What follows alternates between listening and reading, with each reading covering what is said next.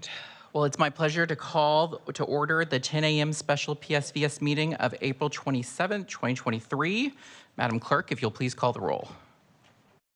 Chair Ortiz, Here. Vice Chair Campbell, Here.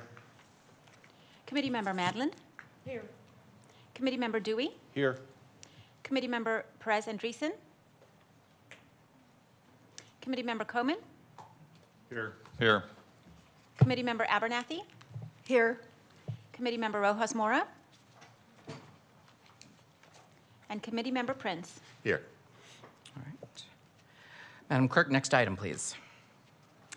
Public comments. All right. So, statements for items listed on today's agenda are given a 2-minute time limit, 20 minutes total per agenda item. If you have written comments that are longer than your verbal statement, give them to the clerk, who will give copies to the committee.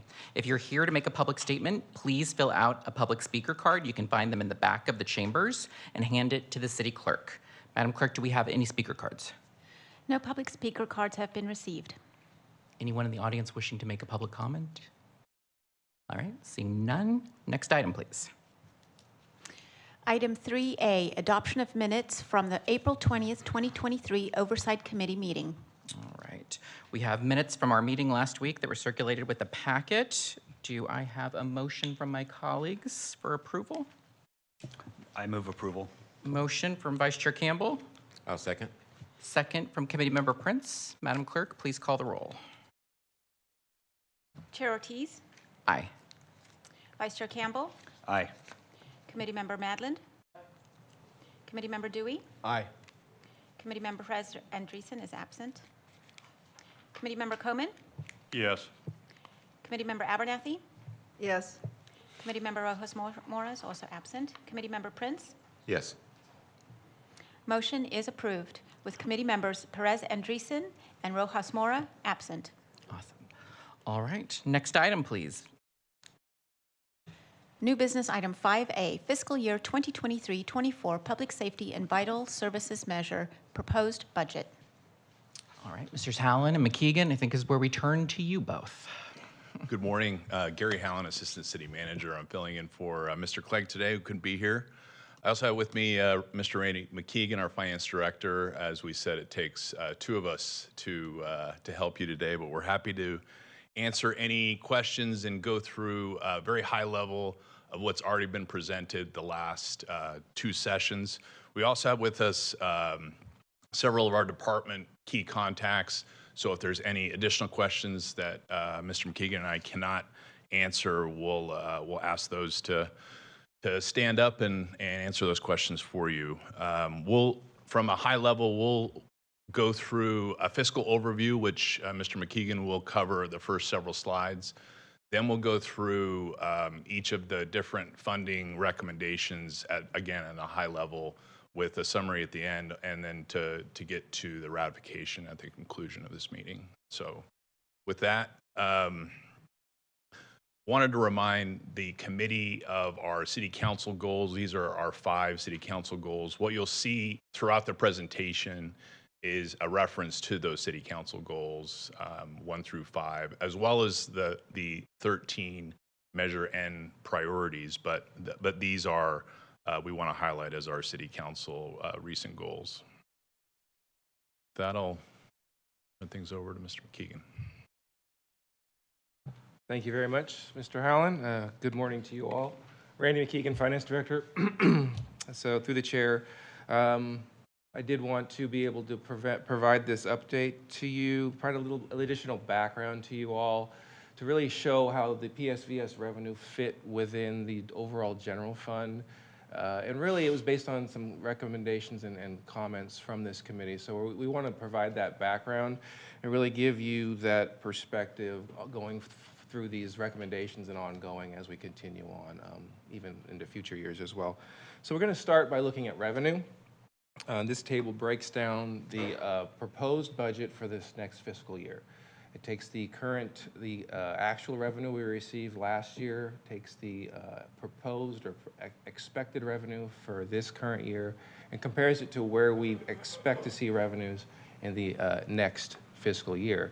So as you can see, there's obviously, I think we all understand the lion's share of the general fund is covered in through taxes. So the top three tax sources are listed there as property tax, the Bradley Burns or historic sales tax, and of course PSVS. Each of those make up about a quarter of the general fund. In addition to that, just to add more perspective, within the beginning balances line, that $35 million, included in that is $20 million in carryovers, as what we call available funds that were not spent last year. So if you take both the $100.8 million plus the $20 million, PSVS makes up about 30% of the general fund budget when you take all those numbers into account. So this next chart takes that table information and visually shows, in essence, the reliance the general fund has on taxes. Over, again, as I said, over 3/4 of the revenue that we expect to receive next year comes from those three main sources that I just touched on. The next highest source of revenue is charges for services, which is less than 10% of the taxes received. Charges for services are things like fees for parks, fire and public safety fees, and those types of things, making up 30.4. But again, the lion's share of our revenue does come from those tax sources, and PSVS being one of them. Sorry, one more. So what this next pie chart shows you is really the proposed budget appropriations for next year. Unfortunately, it doesn't show the expenditures, but it's a total of $400 million. So the emphasis I wanted to point to here is that public safety makes up the majority of the general fund appropriations. So that blue and that red piece make up over 56% of the appropriations and what we spend general fund dollars on. And so the next highest department operational costs are Public Works and Recreation and Parks at 8% and 9% respectively. A little nuance I wanted to add to this is on that transfer pie doesn't show the percentage there, but included in that transfer number is it's $35 million of what we are transferring for things like CIP out of PSVS. So those aren't really what we'd call operational expenditures. But when you take out those transfers, which are for CIP, the actual percentage of public safety for operational costs in the general fund actually exceeds 60% of the general fund. These next two slides provide some additional background specifically to street maintenance and road construction. There is a small dollar amount being allocated from PSVS, but we wanted to add some real global perspective of all of the funds that we use to pay for these types of projects. So if you don't know, the City of Bakersfield has a division within Public Works that manages street maintenance. Within that, the allocation of those dollars, it's a $14 million budget, and $10 million of that is general fund, not PSVS, but our standard general fund dollars. In addition to that, we have gas tax funds that also cover the operation of that division. So that's $14 million that is set aside for that specific division. In addition to that, we have a number of capital improvement projects that are covered by other sources other than PSVS, and the proposed resurfacing street maintenance work in capital projects for the upcoming year is $33.3 million. So taken into these, as you see, there's a number of different sources. Many of them are state and federal grants. We do have some local dollars for that road public utility surcharge, are locally generated dollars. But for the most part, it's grant funds. And so taking into account the $14 million we talked about, the $33 million here, that's over $47 million that is set aside for street and road work from the current budget beyond what we are asking for from the PSVS allocation. So with that, I'm available for questions. If not, I'll pass it back to Assistant City Manager Howland. All right. Questions? Yeah. Committee Member Prince. Thank you, Mr. Chair. Just a couple of quick questions. Going back to the 23-24 general fund revenue projections, I noticed that other than property tax and intergovernmental and beginning balances, of course, everything seems pretty flat, if not negative. Can you explain why that is? Then also, intergovernmental, there's over a 50% increase in that area. Where are those funds coming from as well? 50%. Okay, let's just start with the other revenue sources. Those are based on projections primarily I get from departments. So we're not increasing fees significantly. We kept it close to the CIP.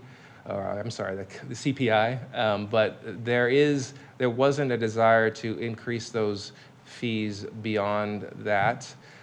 If you look at license and permits, those are the things that are really driven by operational needs of the city, business licenses and the like. So we don't expect large influxes of things like business licenses.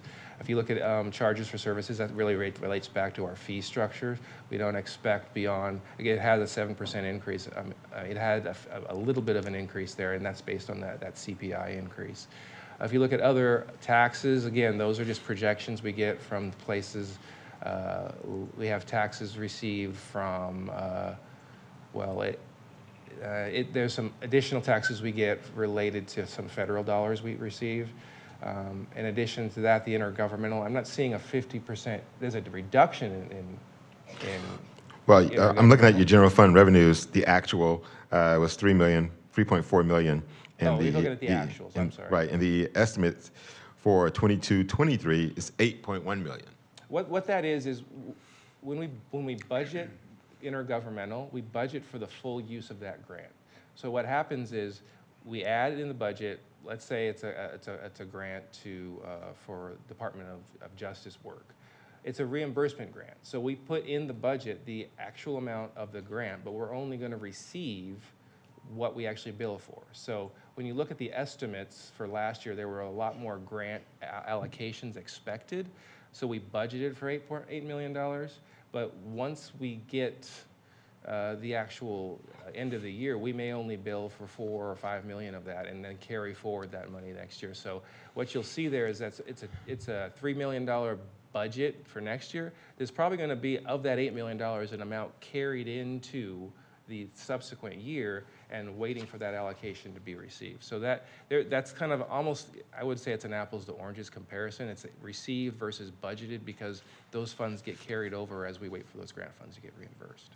Okay, thank you. Also, with the proposed general fund appropriations, the breakdown here with the executive portion, each one has a percentage. I don't see a percentage on the executive portion. Yeah, it got cut out, but I think it's on my worksheet here. Hold on one second. Yeah, executive is 3% of the total. Was that your question? I'm sorry. Yes, I just didn't see it in there. Yeah, so, yeah. However, this was, I guess, created. They didn't format it. The actual dollar amount are actually omitted as well, but the percentage is 3%. And that executive portion would consist of? City manager mainly. City manager's office, the clerk's division, and risk management. Okay. Thank you, Mr. Chair. That's all I have. All right, we'll just keep going this way. Do you have any questions, Committee Member Abernathy? So far. Mm-hmm. Okay. Vice Chair Campbell? Yes, thank you. Sir, I looked at some of the budget data on the city's website, and please correct me if I'm wrong, but it looked to me like between fiscal year 2011-2012 to fiscal year 2019-2020, we added approximately 100 employees to the city roster. Does that sound right to you? Sounds about right, yes. Okay, and then in 2018, of course, Measure N passed. And so from fiscal year 2019 to 2020 to the current year, we've added 400 additional employees to the city roster. Does that sound right to you? It sounds about right. I'm sorry, I don't have the exact figures, but it sounds correct, yes. I believe Okay. between those periods of time, yes. And then of those 400 employees, I believe Chief Terry told us that he's hired 70 new peace officers for a net gain of 50 because we lost 20 or something like that. Does that sound about right to you? I mean, I recall those discussions. I don't get into the numbers from of the vacancies of PD, but yeah, that sounds correct. I do believe that the net was that they lost some and they gained some, but yeah, it was a net of 70, I think. Okay, so since we've added the additional revenue from PSVS, we've added a net of 50 police officers and 350 other city personnel. Does that sound about right to you? Actually, that does not. I mean, what I would suggest is I can get with HR and really examine because that 350 number does not sound correct to me. But I would have to gather the data and we could provide that to you. But I don't feel that that's a correct number since PSVS was initiated. Okay, just to go over my arithmetic again, I took these numbers right from your website. It was the summary of the city roster. It showed the number of employees before fiscal year 2019-2020 when the PSVS money first started coming in until the current budget year, and that showed an additional 400 employees. And so if we've got a net additional 50 police officers, that would 400 minus 50 equals 350. So we'd have approximately 350 new non-police officer employees in the city. Is that right? Well, again, I'd have to verify that, but if that's what the numbers are, I'd have to understand where those figures are coming from. But I do believe I don't believe we added 350 since PSVS, but I'd have to get the numbers from HR. I'm sorry. We could get that information. I could provide that with you. But yes, if those are the numbers you're saying, yes, you're saying that there were 50 additional PD officers, and then there's an additional 300 is basically what you're saying outside of the officers. I think that's what you're... Right, the numbers I saw pointing to, showed the police department added 102 employees, Okay. but not all of those were sworn peace officers. And then the rest of the city added, what was that, 298 or something along those lines. I think that includes, I think, depending on your perspective, there are some public safety related areas related to the rapid response teams, related to the Rangers. So I could get those numbers of what those figures how those connect to the 300. But yes, there were additional pieces added beyond police related to homelessness and public safety, though. And it looks like from the numbers I saw on the website, we added 14 employees to the executive category, which represented a 70% increase in the roster in the executive division of the city government since 2019-2020. Does that sound about right to you? Yeah, that's sounds pretty accurate. Okay.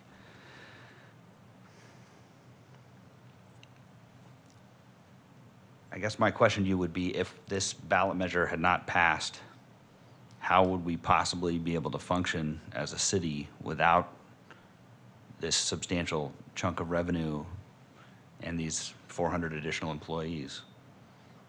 Well, I believe that was one of the primary purposes of PSVS, was to understand where the shortfalls were and to improve the operations of the city. So adding staff was in part and parcel to approving that, the expectation that we would add police officers, public safety, dealing with situations like homelessness and development services, economic development, those types of things. All right, thank you. I think I'd also like to get everybody on the committee would probably like the breakdown of positions. And I mean, the other piece of it is just because, you know, I understand the bulk. I mean, I think we'd probably be most interested in how many PSVS funded positions, because because the city's added staffing complement doesn't necessarily mean that it's PSVS funded. I mean, and sometimes that's, you know, a distinction without a difference, because it's all, you know, going into the general fund and therefore creating, you know, opportunities to hire based on other funding streams. But that'd be interesting to know. And just a clarification question on the general fund revenue projections on the carryover, the beginning balances. Did I hear correctly that the 20 million of that 35 million is PSVS? That's correct, yes. Okay. And that's my only question. Committee Member Coleman, do you have any questions? Yes, thank you, Chair Ortiz. My questions are specific to these examples you gave us. I'm looking at slide number 5, which is the percentage of general fund appropriations. I didn't understand your explanation of the transfers, because you use a term like CIP and then you use a different term, CPI. And so can Sure, you give me a I little can- bit more information on what that really is? Absolutely. So within the general fund appropriation, this specific pie chart, it includes both operational costs and capital improvement costs that are funded through PSVS. So that transfer dollar or piece represents dollars that are moving out of PSVS and moving into a CIP fund or capital improvement fund to cover things like construction, things like the BLNC expansion. Those types of costs are transferred to basically a capital improvement project fund. So that's not considered operational costs, but it is considered part of quote-unquote general fund dollars because it's coming out of the PSVS allocation. Does that help? Yeah, so that's the $35 million that we're being asked today Yes. to ratify. Included in- Okay. yes. Thank you for explaining that. And then you provided a couple more slides only related to streets. Yeah, it was to provide a little extra perspective as I think there's a lot of focus on those projects. So there was a desire to provide more of a global perspective as a PSVS, beyond PSVS, how much funding is. Can we look at allocated. slide number 7, please?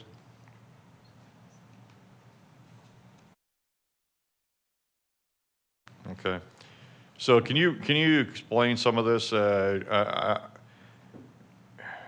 What are these numbers? You got a road PG utility surcharge. What is that? Okay, so the city receives a utility surcharge. It's an actual resolution that was passed that utility companies pay a percentage of their fees that they collect to the city to cover road expansion. Them tearing up the roads? Yeah, okay. Yeah. All right. And so that is that $4.4 million allocation. So that's the money coming in.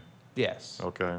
So all these are monies coming in. Exactly. So beyond that first one, the I'm looking at the rest of those. I'm sorry, the transportation development is an additional fee that is charged as part of permitting, building within the community. So there's a fee that's added to that, and that's collected for development to basically cover the expansion of roads. So that's another locally generated fund. The other 5 are tax, whether it be federal or state taxes. I'm sorry, there's the capital outlay fund also is in essence, that's covering costs from where we get the transient occupancy tax, and portions of transient occupancy are conveyed to the capital outlay fund to cover certain capital outlay projects. So of those 8 sources, 3 of them are locally generated, and then the 5 are federal or local state taxes. So the Senate Bill 1 gas tax, is that the 12 cents a gallon thing? Yes, I believe so. Okay. Yes, that is. And so this says basically you're going to get $33 million in this year, yes, during the budget year? Well, that's what From we're these allocating resources? for road projects. The other portions of the TDF fund, other portions of the roads, the capital outlay fund are allocated to non-street and road projects, but this is what we're allocating to street and road projects. You're allocating 33 million or you're allocating 14 million? 33 plus the 14. Plus the 14? Yes. Okay. And you had a breakdown in a previous slide that was presented in the past that had like $1.5 million from PSVS monies going to road improvements that were contingency, and $1.8 million that was in the budget from PSVS to cover traffic calming. Yeah, I believe those will actually be presented as we go through the recommendations, but yeah, that include those additional road-related projects are included in the recommendations. So we're going to get into later how much money you're actually going to spend on improving the roads Yeah, exactly. by category. Yes. Okay. Yes. We'll cover that as we go through each of the recommendations. Thank you, Mr. Keegan. I don't have any more questions. All right. Committee Member Dewey? Thank you. I think the thing that I try to wrap my head around when we're talking about budgets and stuff like that is, you know, and I know that this has been asked before the committee in a roundabout way, but what I'd like to see is the overall measure in amount, and then how much the committed reoccurring costs are applied to measure in, and then how that's broken out into the 13 tenants in what the measure in was enacted over. And then that versus what our one-time costs are. When we keep adding these additional clerical staff or additional staff, that's a committed cost over time. And pretty soon, I fear that we're going to commit so much cost to the recurring that we're not going to have any money to do one-time projects, to help parks out or these other things. So it would help me in my decision-making if I knew what the overall committed costs, recurring committed costs were to measure in only. Thank you. We can definitely provide that to you, and just as a reminder, council approved a resolution that in essence limited the ongoing costs of PSVS to 70%, 60% for salaries and wages. So that is required as we move forward through any budget year by council. So. How does that reflect if we go into a recession or some kind of economic downturn where we don't get the same amount of tax dollars as we do during a normal cycle? Do we have, is the part of the contingency funds that we've been putting away for that purpose? Because I see now that the city council is kind of scared going forward and they want to pull some of this contingency money out in order to balance the budgets. Am I correct in that, or? There hasn't been any discussions to my office about moving any of the contingency or reserves out to cover any budget for the Shortfall? upcoming year. Okay, thank you. Upcoming year, no. Thank you. Committee Member Madland?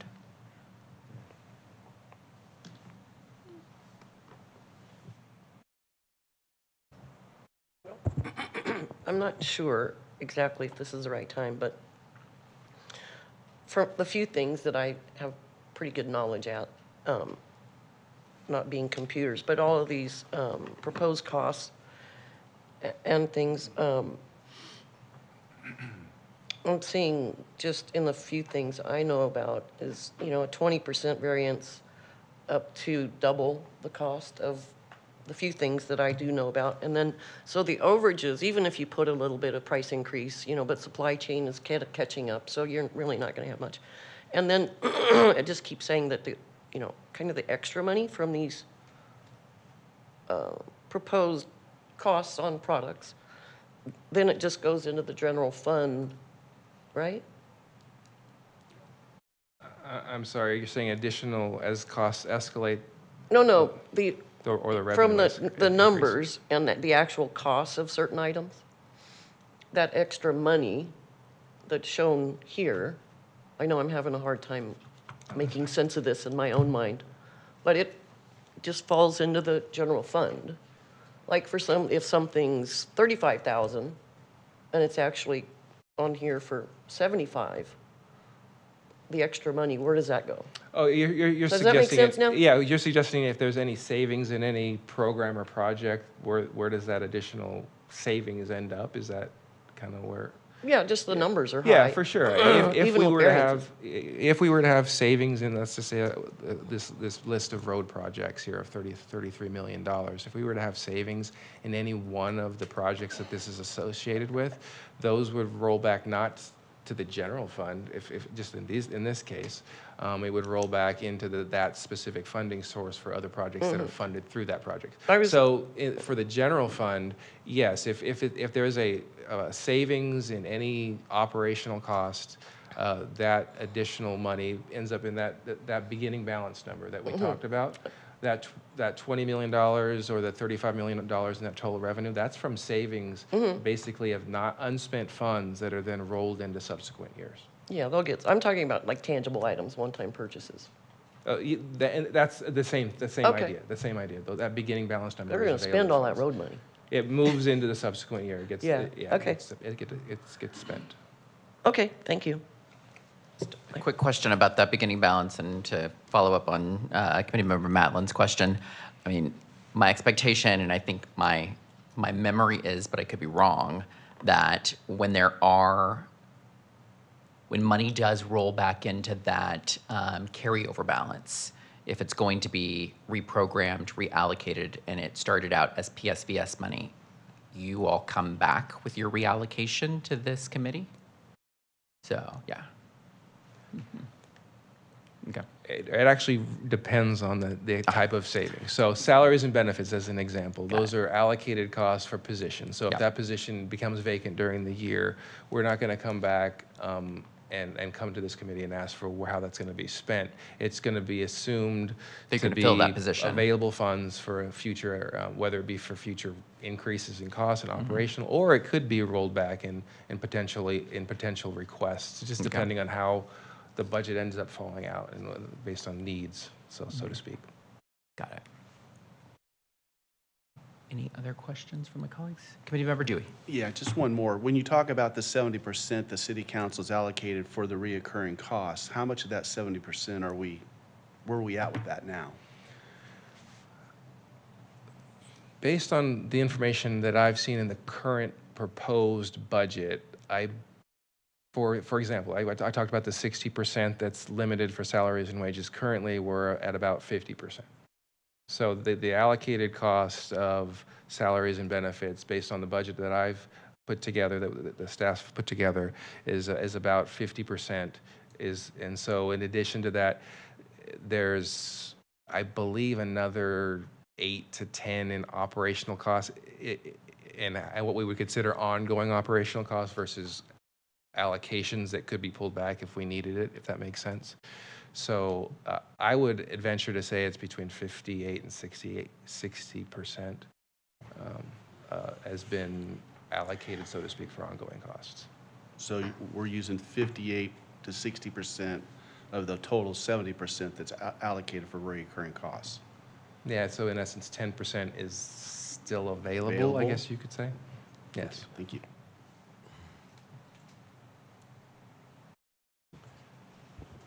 So I'll pick up on this slide. Part of the reason for talking about many of these road infrastructure funding sources was a follow-up from the committee from a previous session. I want to touch on 3 other follow-up questions that were asked that I've received from departments. We don't have a slide on it, but since we're talking about follow-up, I'll just touch on very briefly here. When our fire department was speaking about fires that are related to homeless involvement, they were asked what's the percentage of those outside fires, which Chief Rando said were the predominant fire-related responses. He reports back of those that were investigated, 71% are related to homelessness. So that's one item of follow-up. On the development services presentation, there were 2 questions that were asked as follow-ups. One was how much lien recovery takes place on a given year. Liens meaning when there's demo activity, when there's weed abatement, or there's encampment cleanup and dumping, we lien the property owner, and that when that lien assessment is repaid, the county recoups some, or the city recoups some of those costs.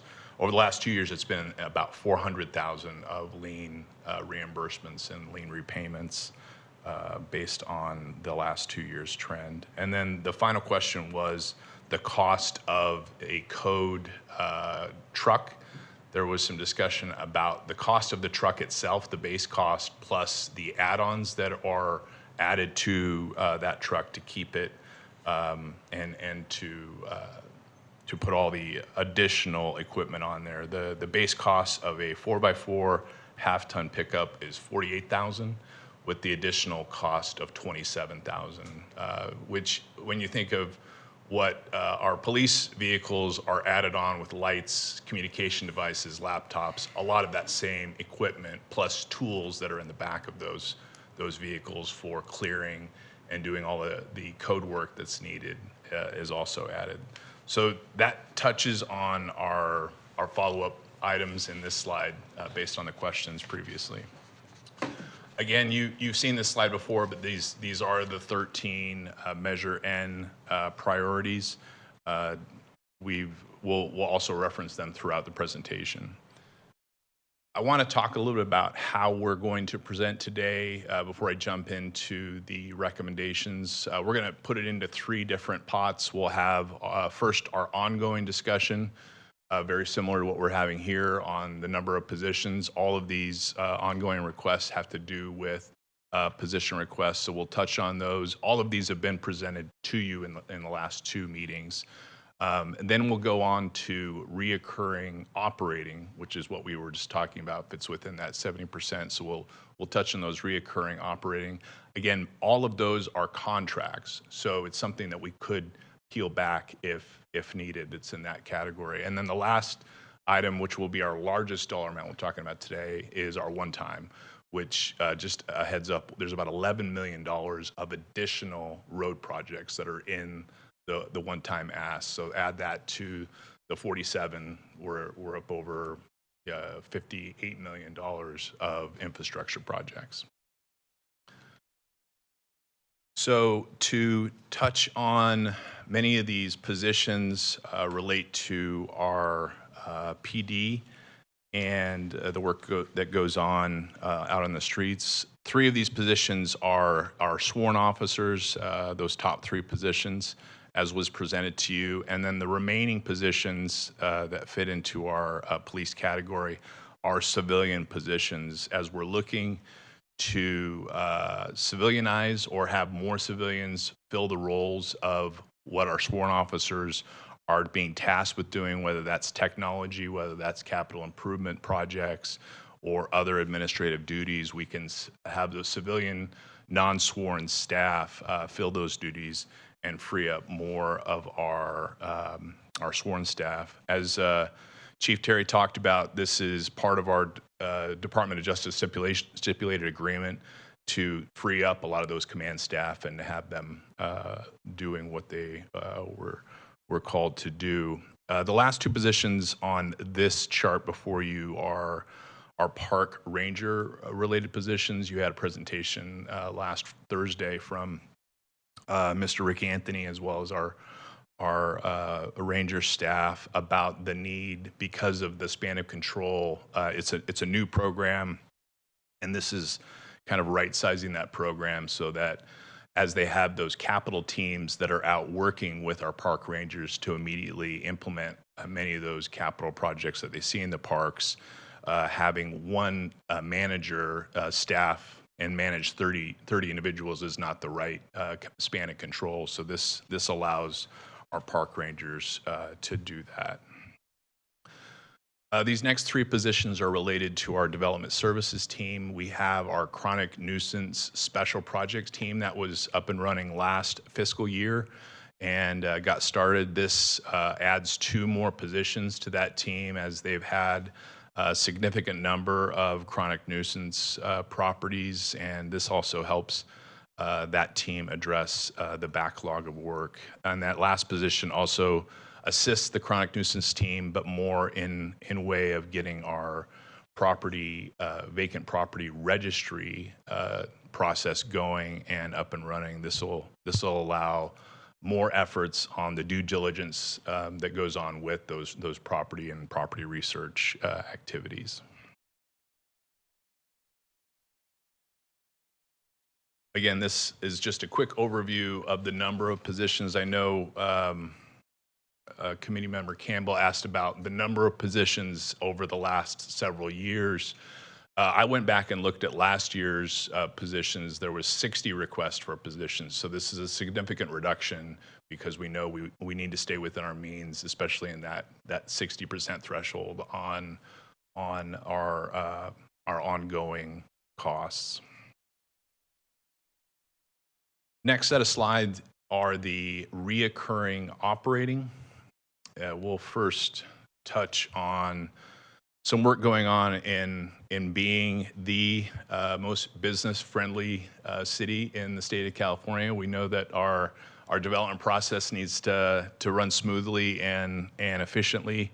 So we're adding, again, a lot of these items you'll see here are contracts, so additional contract help or third-party help. So we're adding some plan review contracts to enhance and speed up the plan review process to not only help on our development services side, but also to help our developers get through the process in a timely manner. The next bucket there on that slide is our safety and resiliency. we've spent significant dollars in the city on homelessness, and this first line item of homeless prevention is a new item for you. This is an item we're now seeing to help stop and stem additional homeless coming on to and into the system. So our CDBG team and the folks that work with our HUD funds already set aside some dollars for eviction and homelessness prevention. It's contracted out through a third party, so this augments the work that they can do there. As we're seeing, as we're trying to help homeless individuals, there's every 6 people that we help try to house, there's 10 new homeless people that come into the system. So obviously we need to stop the inflow and try to prevent that somehow. So this helps in that effort, contract out with a third party. The next 3 items are related to our PD effort, private security and hotspots, and also our gun violence intervention program. They've seen these be very successful, especially our additional security, and they want to expand. Our PD is recommending expanding some of those areas that they have our private security to. It was a great pilot project that has occurred, and they want to expand that. Also, the gun violence intervention has been also extremely successful. The case services is some software additional adds, but it's an ongoing software cost, so that's why it's in the operating reoccurring. But again, it's something that we can contract out and add those additional PD case management services. Our K-9 trainer, this can obviously be contracted out, so we can have a sworn staff doing what they need to do. So it's a contract that we can enter into to provide those additional services.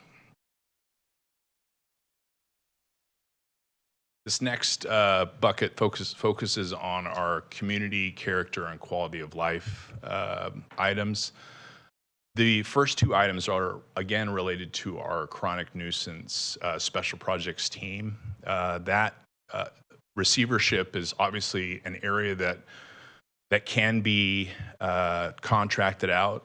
It's a slower process when we look at what the tools are available to us for chronic nuisances, but those receivership services, as well as our administrative citation services, can help our efforts there. So as we spend more time and dedication on some of these more difficult properties, those services can be contracted out. Our community event fund, this will be new to you. This is something that our council has asked for us to look into. There are special permits that are required for community events, and oftentimes those processes are not followed, or they're followed inconsistently. So this will allow us to set up a procedure and a process and a way for folks to be able to apply for these funding if they have a small event or venue, and they may see some of these PD costs or traffic control costs or other costs that are required for special events to be held on city streets. Some of those costs are burdensome, so this allows for those community groups to apply for this once we have a policy in place for this. This was, again, was a council consideration and priority. Prevention programming.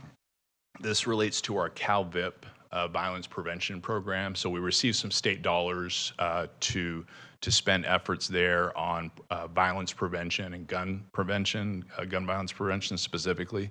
So these are contracted services that can help some of those youth that have been identified and help divert them and get them into some additional programs, whether that's recreation, whether that's some coaches, some life coaches, some mentoring, some of those things that can be done to prevent some of those gun violence situations. We've seen tremendous success with our CalVIP program, so this will help in augmenting that. So this is our last slide in covering the reoccurring operating recommendations. Many of these items you have not seen, so I'll try to go into a little bit more depth on what these are. The first is called a model of excellence. So this relates to trying to perform at a higher and better way within the city in terms of effectiveness and efficiency. Becoming efficient is important. It's a best practice, and so we want to undergo some additional performance audits on how some of our departments and the city as a whole can be more effective. We've done some initial audits, and we see some areas, some soft spots that we can harden up and make better. So this allows us to contract out and bring on some additional contract services to help us with those audits and to do more on that effort. Community engagement is something that the city's continually doing. We have a lot of space that we need to get information out into the community, whether it's large projects that we're doing. As we're seeing many of these large public works projects, we don't really have an outreach and getting word out into the community. So this allows us to be out into the community and to engage with some contracting services to help us do better in community engagement. Customer service, we know that we need to provide better exemplary customer service. So this allows some of our staff to get trained, those that definitely have a heavy touch with our taxpayers and our residents have additional customer service training. The next two items I'll take together, grant writing assistance and then federal, we'll just call it federal grant advocacy and grant writing. We've seen the city has a state lobbyist, and with that state lobbyist, they also have grant writing services. We've seen success. We've seen immediate impact of having our first state lobbyist assist us with a lot of state grants. There's a lot of state money and federal money that's out there.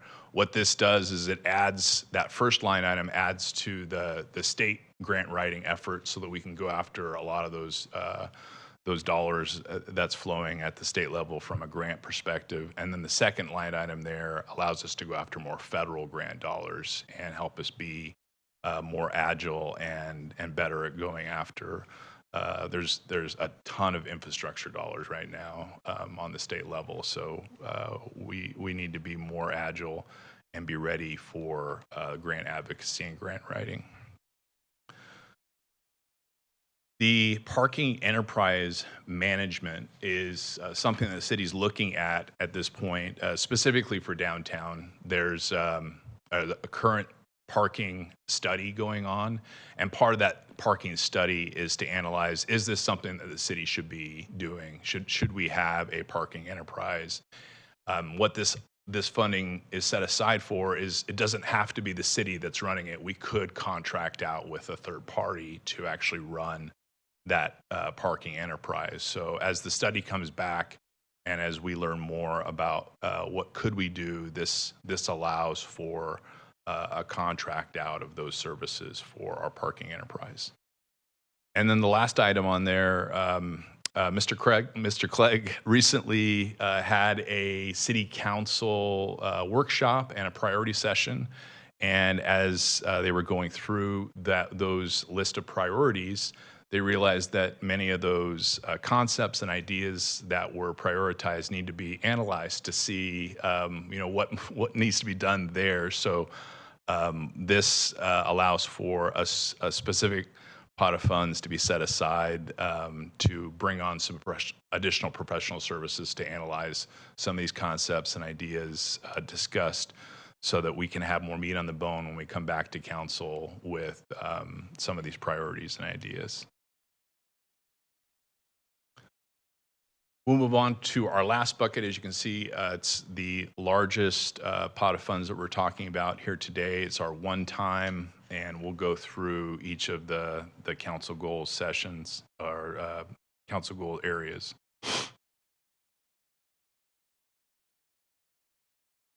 First on the list here is our affordable housing program and trust fund. It's adding to the amount that we already receive, not only from the state and from our HUD allocations, but this adds to what we can do of addressing the gap of providing housing for our moderate to low income families.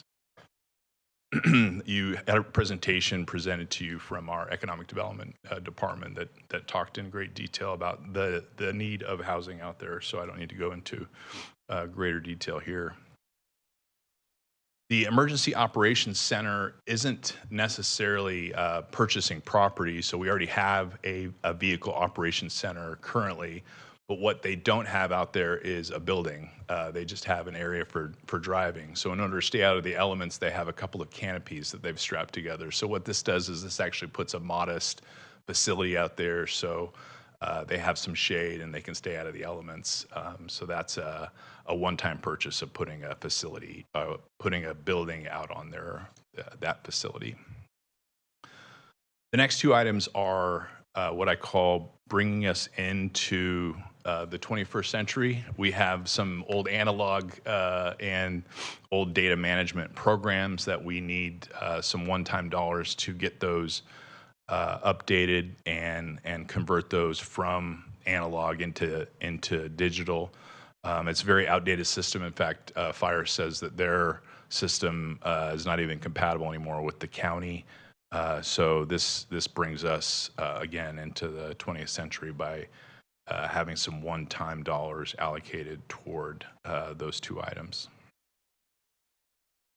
Parks security cameras, we've done a phase 1 of our parks security, and the cameras have been installed. It's been very successful, not only with the rangers being out in the parks, but this allows more, so to speak, eyes on the park of areas that need to be. So this allocates some additional one-time cost for the next phase of cameras.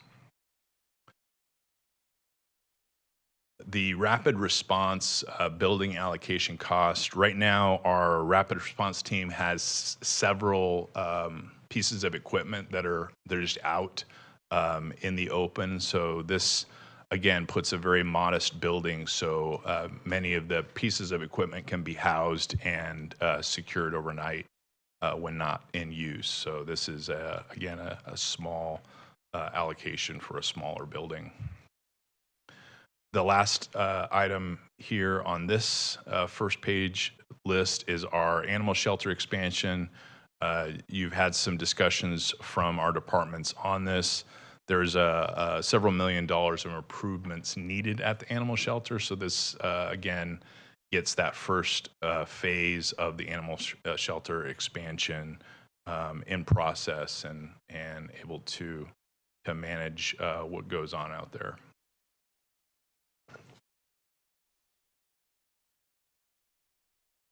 This is where we get into some of those hard costs, the street projects, except for that first item. That first item is not a streets project. It is our building division.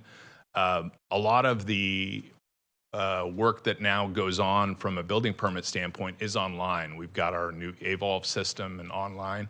However, there's still a need to print from time to time. So this allows for that division to have an upgraded plotter printer.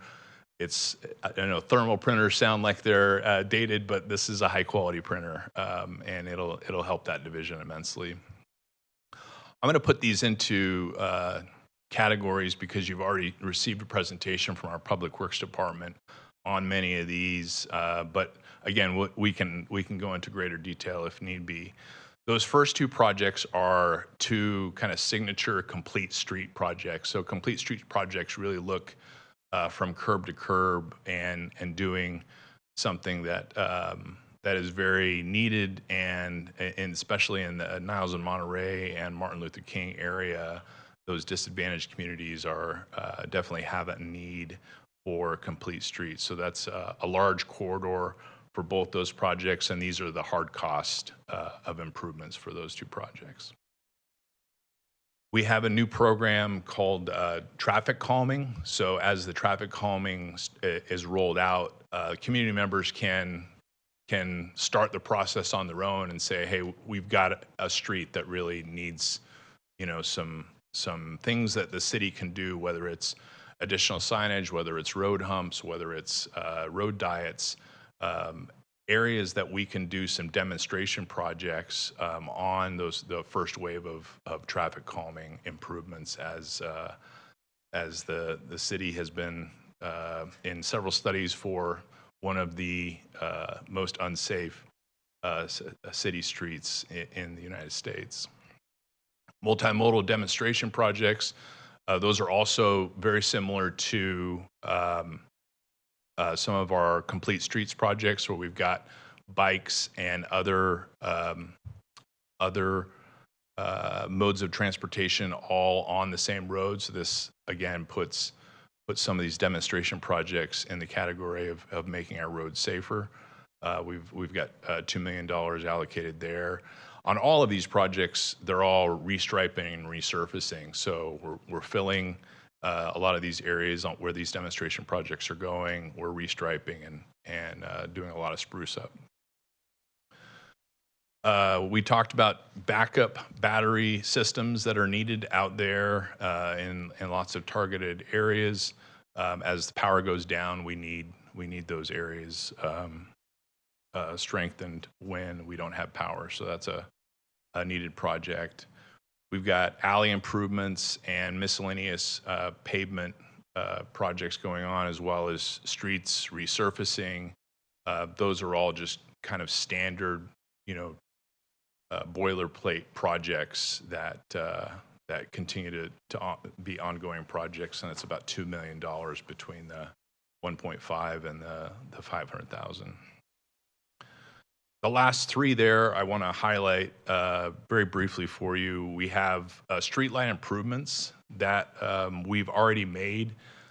We've got about 3 phases of streetlight improvements. We've made one phase of those improvements and completed, I believe, 170 different streetlight corridors. This allows for additional phases to continue. And then the last 2 categories, I'll touch on the downtown redevelopment. There's significant numbers of investment that needs to be made in downtown infrastructure, and so that allows us to not only finish what we've started as some of the recent spruce ups, but allows additional investment there. This grant match fund, I'll just touch on, again, as we're more active in applying for grants and putting the city out there to be viable in the grant community. These grantees want to see that the city has enforceable commitments and has dollars set aside. So we can't just say, Randy's got $30 million in the bank, trust us. We actually have to have an allocation that's titled grant match in our budgets in order to prove that we can support any sort of match requirement. So these dollars are specifically set aside in the budget as grant match to help us be competitive in some of these grants. If these are not successful, obviously if the grants are not received, these dollars can go back into our normal streets program to augment what we're already doing with the 33 million and the 14 million here. So this is, again, over $11 million of significant street improvements.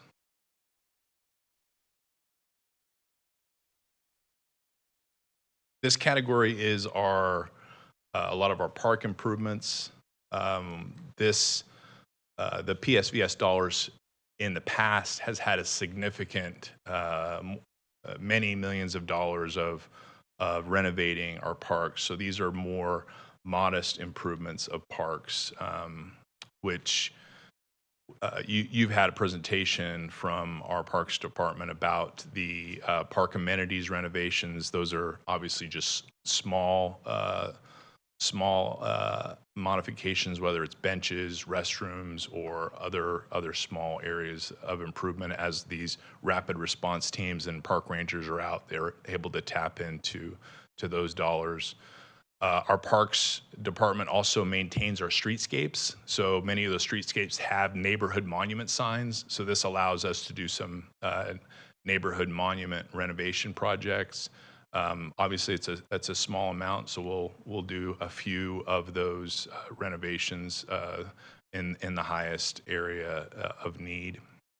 Our Citadel Park, this was a $1.5 million grant that we received.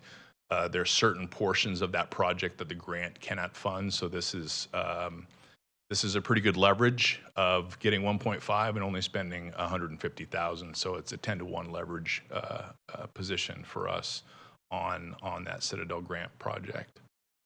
The next grouping of projects again is modest renovations. These are small, either playground equipment, either irrigation upgrades or court upgrades on the next 7 projects, it looks like. We've talked about the Mesa Marin Sports Complex. It's got a multiple phased approach. This gets us through that next phase, which has significant upgrades to the softball fields that go on there. And then we've also got some gateway beautification projects that we've outlined for you at the parks presentation. The last little bit is our last of our one-time recommendations. Again, we've recently had the council redistricting. We've had some new technology with our Bakersfield app. Not a lot of people know about that because they're still old school and receive stuff in the mail. So one of the ideas from actually as a council referral was to have some postcards and get some word out through snail mail so people know that there's more recent technology with being in a new district and having the app and our social media feed. So that's a way to get word out to our 200,000 households. So with that, I'll turn the last couple of items over to Mr. McKeegan. Thank you, Mr. Allen.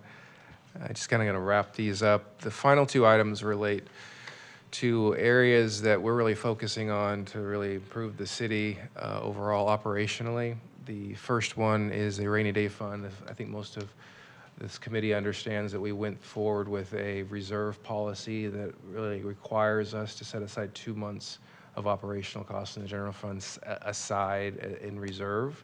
So this $2.9 million is setting aside that additional amount to keep us up to that 16.7% amount of general fund to be set aside in a reserve. And the second item, we continue to look at our compensation. We have a class and comp study moving forward. So the allocation here from the city manager's office is to help cover any costs related to that compensation study that they plan to move forward as we get the results of that work. With that, I believe we are open to questions. And then moving forward, I believe we'll end up going, I believe, line by line or slide by slide. Yeah, I was going to turn to my colleagues to ask them that question. Do you think it might be helpful to go to the beginning of this presentation and take it kind of slide by slide, and we can go through and ask questions and make comments as we take it slide by slide? Is that agreeable? For me, yes. I mean, I think that's, Probably what we should do is, we have a motion to approve an item or to vote on the item, and we should have discussion once that's before the body, right? yes, we will. We will. But I think just before we even get into the motion making, if we could go to, I think it's slide 10. There we go. All right. So this is the ongoing PSVS funds and shows new positions in public safety. So any questions from my colleagues? I know Committee Member Matlin stepped out, but Committee Member Dewey, do you have any questions? Committee Member Coleman? Not at this time, I don't think I do either. Committee Member Vice Chair Campbell? I have none for this slide, thank you. Committee Member Abernathy? Yeah, The PSVS goals 1 through 13, who wrote those?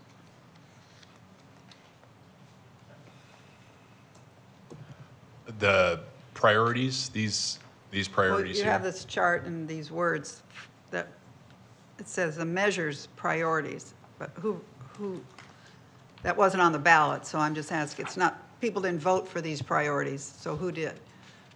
So your question is who wrote these 13 priorities? Where did they come Yeah, from? not the person, but what's Okay. the basis of saying these are the priorities? I don't think it was this group, so. It was by Was it the council council? resolution They when ca- the, yeah. when the So- ballot so measure was after the- qualified. After the voters voted, the council came up with this. Four. As a Okay, part, well, as a we- portion of the authorizing resolution to put the ballot measure on the ballot. Okay, but when they read the ballot measure and voted, this wasn't what they were reading. They were reading the words on the ballot. Okay, so this was the council PR piece. Okay. That's what I was trying to figure out.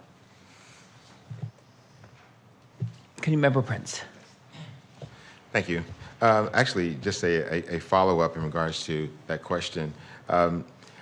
It was stated a couple weeks ago, actually a couple meetings ago, a young man came up and it indicated that he reviewed these 13 requirements and stated basically that these requirements actually could have been reduced to maybe 6 or 7, because a lot of them are repetitive.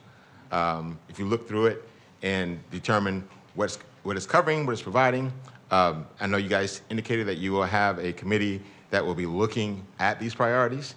And I would just give you an example.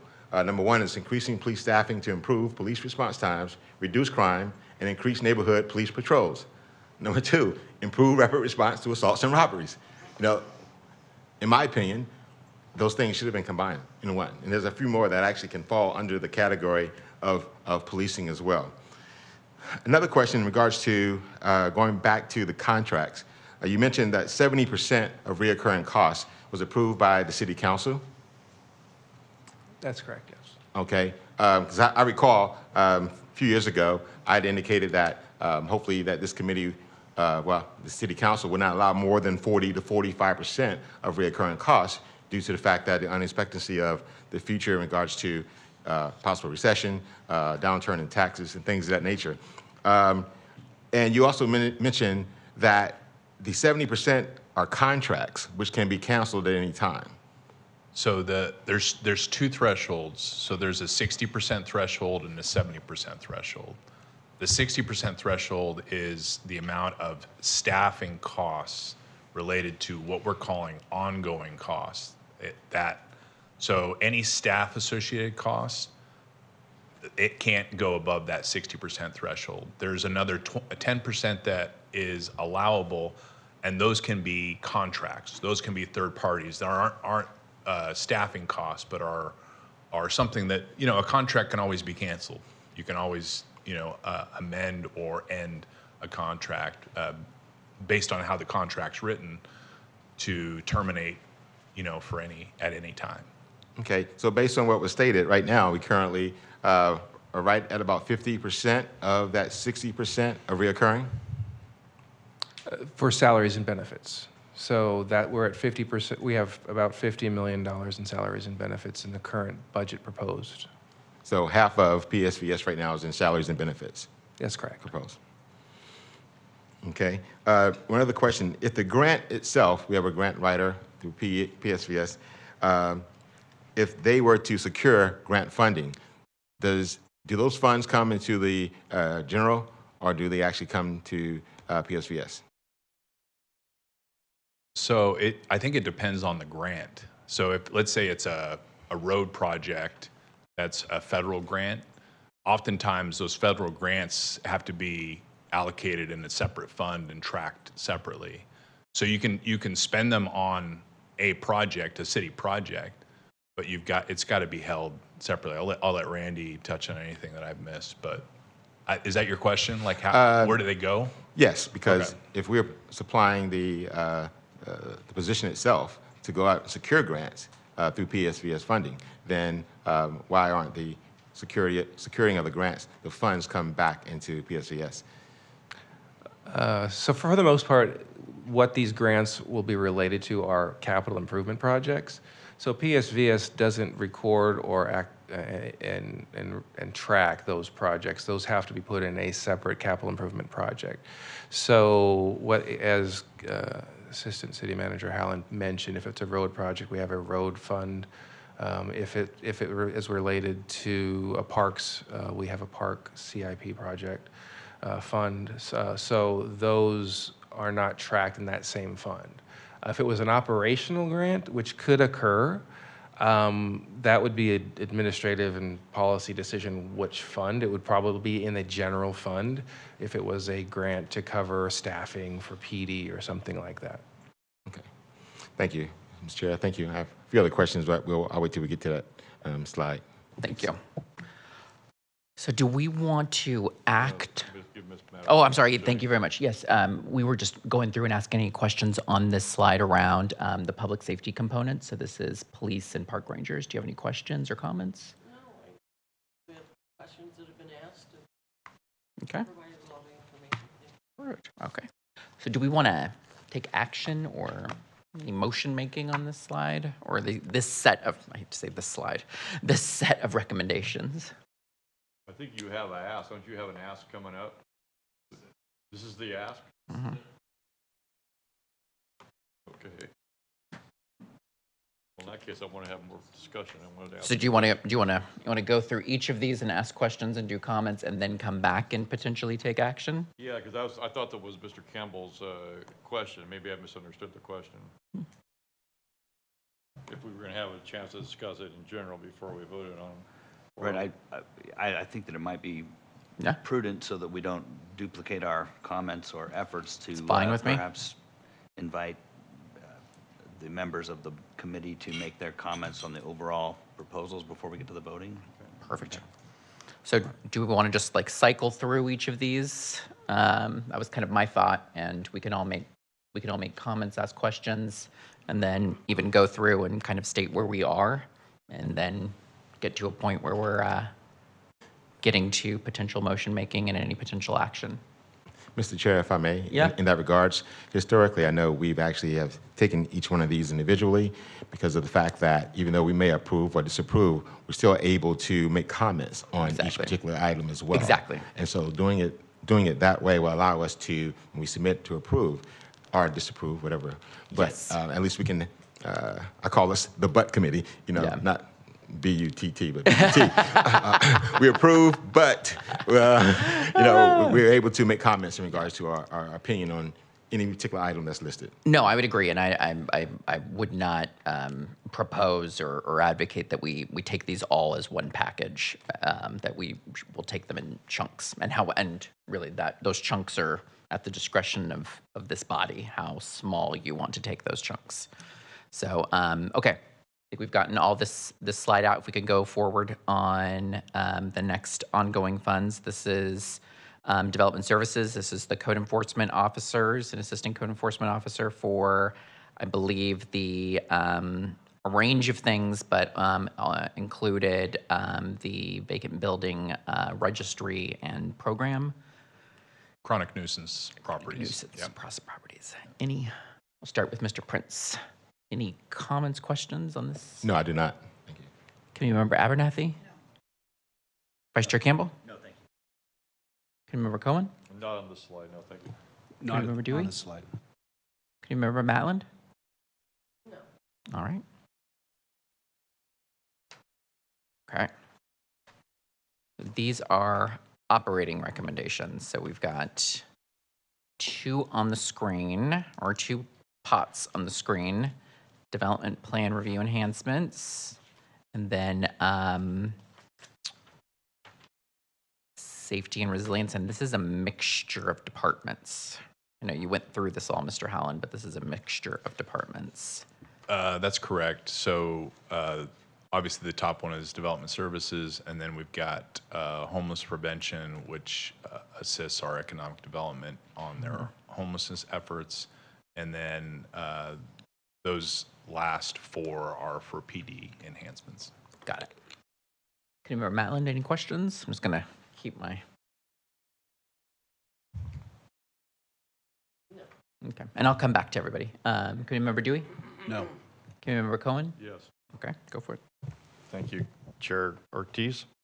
Can you explain to me how number 9, the homeless prevention eviction process works? I know that's out of the general fund contingency, but I'd like to know how are you going to prevent people from being evicted that don't pay the rent? Sure, and I'd maybe ask our economic development. I don't see her, so we'll do our best without her. So, actually, the homeless prevention is something that the economic development department receives emergency solution grants funds from HUD, and so those funds help in preventing homelessness, and a lot of the funds that they use, they contract out for landlord and tenant mediation. So if there's disagreements between landlord and tenant, oftentimes it causes a tenant to be evicted, thus causing homelessness. So some of these funds can help with either legal services or additional services for the tenant landlord mediation efforts that go on. So it's obviously third party contracted out. That's why it's in the operating recurring operating, and it's again contracting for legal aid assistance, tenant landlord mediation, and other pots of funds. This is not actually paying people's rent. So this is just providing for third-party contract efforts for additional services to help in that effort. So there was some rental assistance that was provided by the federal government during COVID. That's not what this is. This is contracting out for services. So there's no money in here to pay the rent that they haven't paid, but there's money in here to keep the landlords from evicting the people that didn't pay the rent. I'm going to say it again. It's tenant landlord mediation. There's no. Well, as a landlord, Yeah. we love that. So, okay. I'll move on from that question. The next item was the private security for hotspot areas, and my God, we've approved so much money for police services and rangers and everybody else. It puzzles me why we still need $250,000 worth of security. Again, this is a recommendation from our PD department. They've seen areas where additional security has been able to help immediate efforts of security that they can't immediately respond to, and so this was a pilot project to hire security in years past. They've seen success of how that's diverted a lot of efforts and de-escalated many of those immediate concerns. So this is trying to expand and look at other hotspot areas and pilot it in broader areas of the city. Thank you. That's all I have on this slide. Thank you. Can you walk me through, and I know that City Manager Clegg walked us through this when this was being presented, but can you walk me through the differences in the categories? I mean, PSVS is very straightforward, but the difference between PSVS and general fund contingency that we're seeing in this batch of funding requests, what is general fund contingency? Why are we approving general fund contingencies? Are these truly PSVS dollars? Like, what's going on here? Sure, I believe I'll take a stab at this. This is a new approach that's been taken. So the first column are direct allocations and expectations immediate. The second column, PSVS contingency, is really projects and programs that we will watch and have on hold until we understand where revenues sit, probably around mid-year. And then the last column is potential PSVS allocations if there is no need for basically in the general fund, if that makes any sense. So if the costs become available, the funds become available because we don't have other needs, whether it be in the general fund or not, and it's not going to be covered by the general fund, PSVS will kick in. Yeah. So hopefully that helps. It's again Yes. new concept, but that's the intent is to really to break those up into 3 stages, so to speak. Okay, that's my only question on this slide. Vice Chair Campbell. No questions on this slide, thank you. Committee Member Abernathy. Committee Member Prince. Just a quick question. Mr. Chair, are we at this point in time just asking questions, or are we also making recommendations? I think we'll just ask, pleasure of the group, but I think maybe, again, just to get a sense of where we all are as we kind of go through this. I know we want to get through this meeting, but I think it may make sense to just go through these, ask all our questions, and then return for action would be my suggestion if my colleagues are agreeable to that. Okay, thank you. That's why you're the chair. That's chair's prerogative. All right, so we have these. So this is receivership services, contracted citation services, the community event fund, and then prevention programming around libraries, recreation, mentoring. We'll start, right back to you, Fred. So Committee Member Prince, any questions on this set of recommendations? No. Okay, and then I'll come back just Committee Member Abernathy. Yeah, libraries, what are they preventing? I know they're serving lots of food there now. But I don't know, and they're not open very much.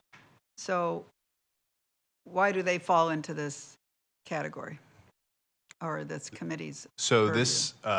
this is related to our California Violence Intervention Program.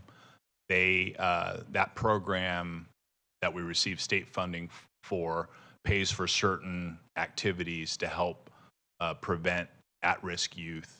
And so what this is it's programming or contracting with third parties that help do some of these activities that divert youth from gun violence. So recreation programs, mentoring programs. I think libraries were thrown in there because that, introducing at-risk youth to libraries and doing, things that activate their mind. I believe that's why libraries was thrown on there. It's not actually funding libraries or doing that, but it's funding third parties that utilize these other activities to help at-risk youth. Well, that's a question I have throughout the program today. Funding outside nonprofits. Who on the city is if they say they move 7 people? I mean, how do you monitor when you send the money to nonprofits that things are happening here like prevention? I don't know that I can visualize a bunch of at-risk young men coming into the library to get inspired, but if they're doing that, how do you judge that this is working when you give it to nonprofits? Yeah, it's a great question. So the CalVIP program, because it's state funded, they have program requirements and they have benchmarks that the city has been successful at receiving 2 rounds of funding for. So there are reports and benchmarks and areas that we need to report back on to how these nonprofits are doing, how these third parties are performing, and the numbers of at-risk that they're addressing and helping and diverting from gun violence. So we can provide you a report that is provided to the state based on the funding, so you can see the reporting. Vice Chair Campbell. Thank you. With the item identified as Community Event Fund, can you tell me what kind of groups tried to have events that couldn't afford the costs? I don't know offhand exactly how many or what type of community groups that have come through that haven't been able to afford either PD or the traffic control or the work that goes on. But we can find out exactly how many requests have been made over the last, I think over the last several months, we've been tracking what type of special permits are being followed through in the normal process. I think it's more because of the inconsistencies of that special permitting that we need to get a better policy so that there's something that's followed on a regular basis, and then also the city staff is being consistent with how that's being followed as well. So that's part of it, and then because there has been some, I don't have the number off the top of my head, but we'll do the research and let you know how many haven't been able to afford to perform those services. But there has been some, which is why this has come up. Okay, thank you. I can just say from formerly running a nonprofit that has worked with the city on, events, I mean, it is a fairly rigorous process that usually involves thousands of dollars in police costs, in addition to having to get yourself in a position as a nonprofit to have the right type of, and you would hope all nonprofits have this, but the right type of workers' compensation insurance, liability insurance, et cetera. It can be difficult to navigate if you're not familiar with it. So I can see how that could be the case. And then the traffic component as well usually has to be contracted third party, and it can be rather expensive as well. I guess similar question to committee member Abernathy on the prevention programming. I mean, it can't. What department is going to be running this prevention program? So the CalVIP program is actually out of the city manager's office. So Okay. we have a group that manages that program and the funding that comes in from the state, and then also works with our third parties that are contracted out using the state funds. Okay. I think that's all the questions I have. Committee member Coleman. Thank you, Chair Ortiz. So let's get back to this community event fund again, because isn't this just invite applications? I mean, if any organization that's going to do any event is going to immediately apply to get relief for having to pay for police and whatever. And so then how do we establish the criteria for who's deserving of it? Is there the event doesn't make any money, but the company or the organization that's putting it on is worth millions of dollars. So how do you decide that? That's a very good question, and is yet to be determined as the policy has not been set yet. But that'll be part of this process of setting an even playing field, so that there's criteria set, that there is a process of determining, who, where the need is and what's going on with that. So I think because of the inconsistency and because of the making sure that all city departments are following that consistent policy, that's why the need to set a policy, have those standards, have those benchmarks of what that looks like. So this is another thing that the city manager's office is going to be managing? Oh, no. No.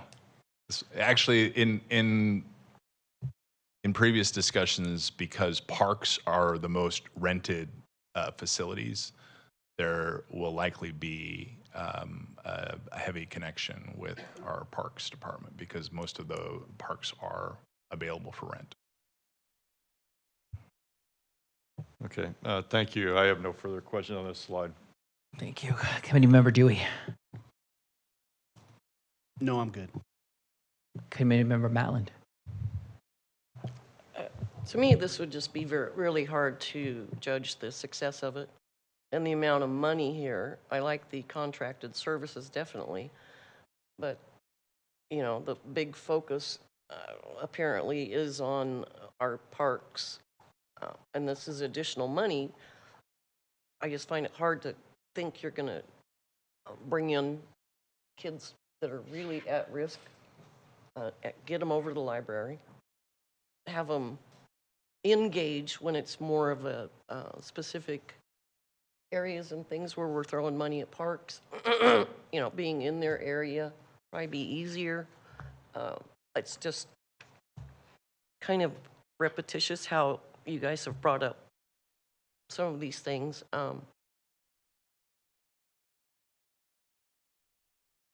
This would just be more money to offset some of that park money.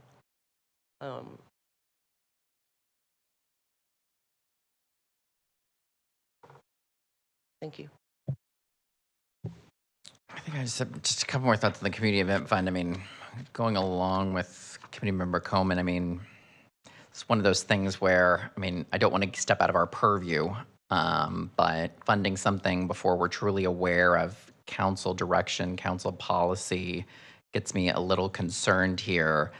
And then just from the standpoint, and this is really not my purview, but I mean, again, if we're talking about like street closures and other things that the city is now going to be basically subsidizing, as opposed to when, the city can just say, hey, there was an application process, this private party, applied and they are paying for the, the police and the, the traffic direction services. That's one thing. But, even speaking from, an organization that has shut down a street or two in our time, and never have I applied to shut down a street at Bakersfield where there hasn't been at least one very irate person. And so I just wonder if you're like, welcoming that irateness on a larger scale. And then I guess I know during the presentations that you were initially going through these slides, is this an item that has been specifically requested to be put into is this one of the council items? Yes. Okay. This has been an item discussed as a council priority. Got it. Okay. Any other committee member friends? Thank you, Mr. Chair. I would just like town or on a certain part of town. Actually, I think 150,000 is way too low if we're going to have an impact in our community. These things are important, and if anyone on the committee that thinks that these programs aren't working, please feel free. You can hang out with me sometimes, and I can show you exactly the benefits that these inner city kids are having and learning from these particular programs and monies that have been set aside. Thank you. I agree with that wholeheartedly, but the use of funds and, it's all about parks. Seems to be a lot of the focus, and let's utilize them more. There are certainly enough of them around, but I think those programs are certainly, it's the location, the amount of money that could be diverted and used there.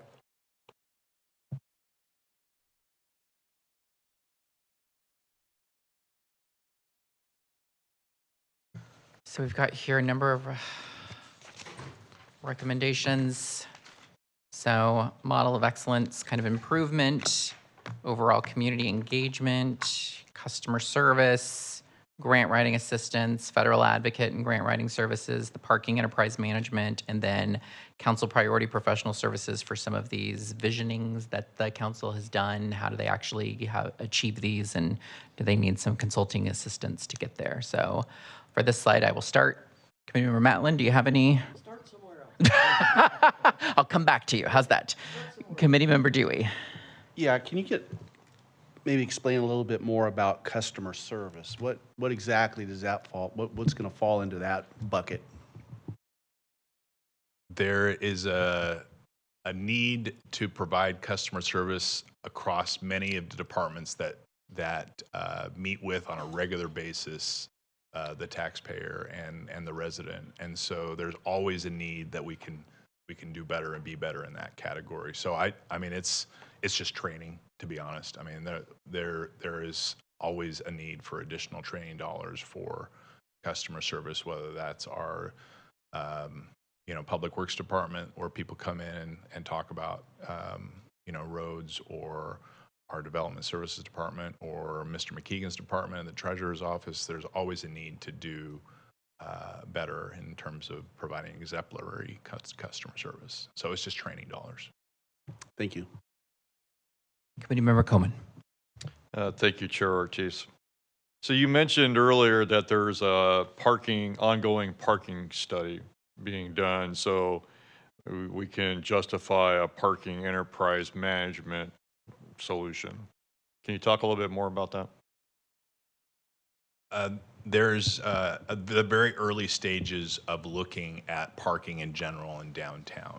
And so it's not just looking at, is there a need for an enterprise fund, but really what are the challenges that are faced in terms of what's required for parking in downtown and what our businesses are facing, and then what, is there additional need there. So it's not just a study to study the feasibility of an enterprise fund, and if that's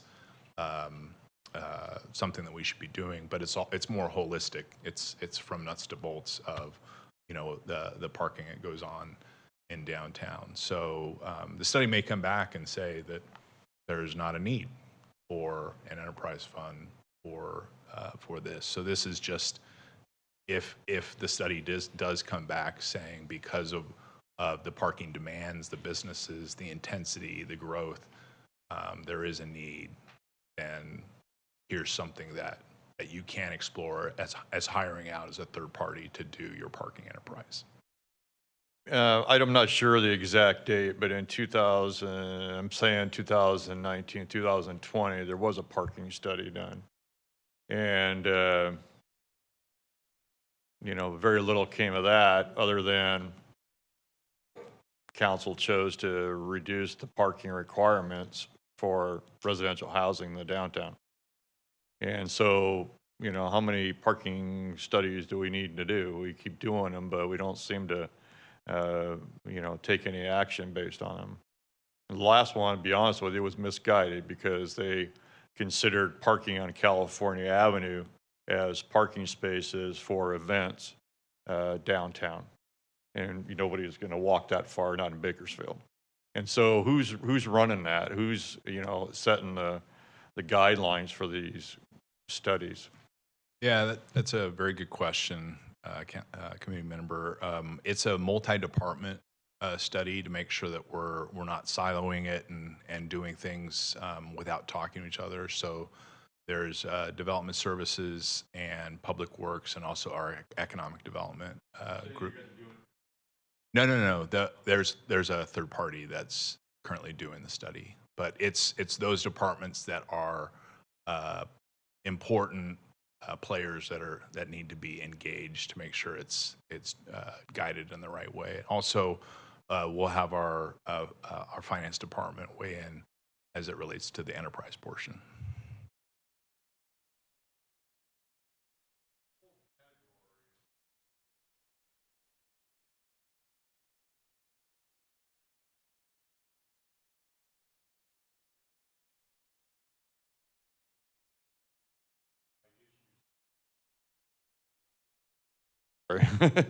Let me say that louder then. This whole category is in that category of what I think is fluff. And my concern with Measure N money is that we spend it directly on those things that we were charged to do and not build any more thank you, bureaucracy into that process. And, now we have, we're spending $200,000 just to see if we're excellent or not. $100,000 for community engagement on top of some money they were spending. I don't know where it was, but the city council was spending another $100,000 on sending cards out to people to have them look at the website. I'm just a little concerned that we're spending money for the sake of spending money. And it concerns me a lot. There's a philosophy, I guess, that we have to spend every dime we get, and I just don't subscribe to that. So I have some problems with these items in this area. So that wasn't a question. It was just more of a ranting, so I'll stop ranting now. appreciate and that. Pass the microphone. Thank you, Committee Member Coleman. So on Model of Excellence, this is not a new item, is that correct? That's true. This is an ongoing effort as we've hired a previous and current performance audit firm. So this is adding to, because there's additional areas of places that we need to improve on. So this is just continuing on that effort. Thank you. And then, is there a system or a structure in place for this? I mean, like at the county, you know, they utilize Six Sigma. I mean, is there, you know, some type of like some parlance, some shorthand that we might be familiar with for how you are looking at, you know, efficiencies? No, we know that there's other policies and best practices that are out there in current local government. And so this is helping us model those best practices that that the third parties and consultants are bringing to the table to help us look at are some of these policies or things that we can do from an implementation standpoint within departments that that need that additional help, because the audit has come back and said that they need that additional performance enhancement. So, And then has there been any tracking, or will there be tracking of cost savings associated with this expenditure? So like, you know, to Committee Member Coleman's point, I mean, if we're spending this money, what's the recoup? You know, what's the ROI? that's a great question, and we not necessarily built into the contract that we would enter into with the third party, but definitely from each department, there's accountability and there's performance measures on how efficient are they becoming. And it's not just, are you producing more? It's, are you producing more with the resources that you've been given? Are you being efficient? Are you being effective? And so those performance measures are not just outputs, they're better outcomes at the end of the day. So, and that's a direct report that goes back to this committee as well as the city council on how those performance measures are improving. Okay.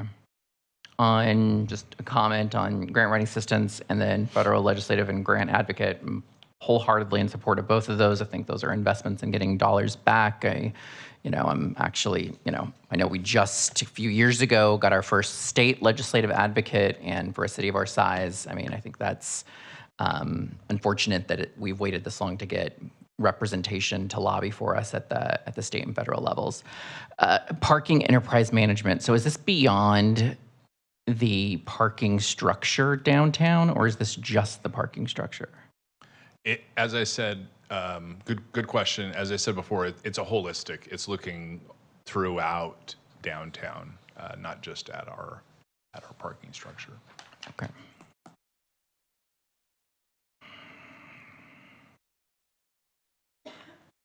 You just feel like so can you walk me through this line item again? What is it that we're doing with parking enterprise management? We're hiring a company to... Yeah. So it is it would be a third party if determined through the evaluation of the downtown parking study. It would be a third party to run the parking enterprise if determined that we create a parking enterprise. So we would be potentially saying, okay, like we need additional parking facilities, therefore we may need additional paid parking facilities that are city-owned and potentially now third-party operated. Correct. Got it. Okay. That's all my questions. Vice Chair Campbell. I have no questions on this slide, thank you. Committee Member Abernathy. Yeah. Okay, so I worked for elected officials from this town in Sacramento and in Washington, D.C. And so this is where I would question Nick on this too, but when the city or a supervisor asked us about, they wanted some state funds or some federal funds, and that was our job. I mean, that's what we went out and did. So I don't know, you want to hire a lobbyist because your federal and state officials don't respond when you have projects that you need funds from, because that's what we did all day. I appreciate the question. What this would be is, as we've hired our state legislative advocate, it helps us track the legislation that's going on at the state. It also helps us with grant writing at the state level. So we've already seen success of our state lobbyists assisting us in additional grants at the state and writing those grants. And then this would add to that in that first line item of grant writing assistance at the state level, and then add a federal grant writer as well, and federal advocacy to help us track legislation that's going on at the federal level and help us be aware and know, just to be engaged at the federal level. So you're going to hire a federal lobbyist in Washington, D.C.? You haven't hired one yet. No, So you're going to hire somebody in Washington, D.C. We haven't gone out and done, we have to allocate the dollars first before we actually go out and look at who we would hire.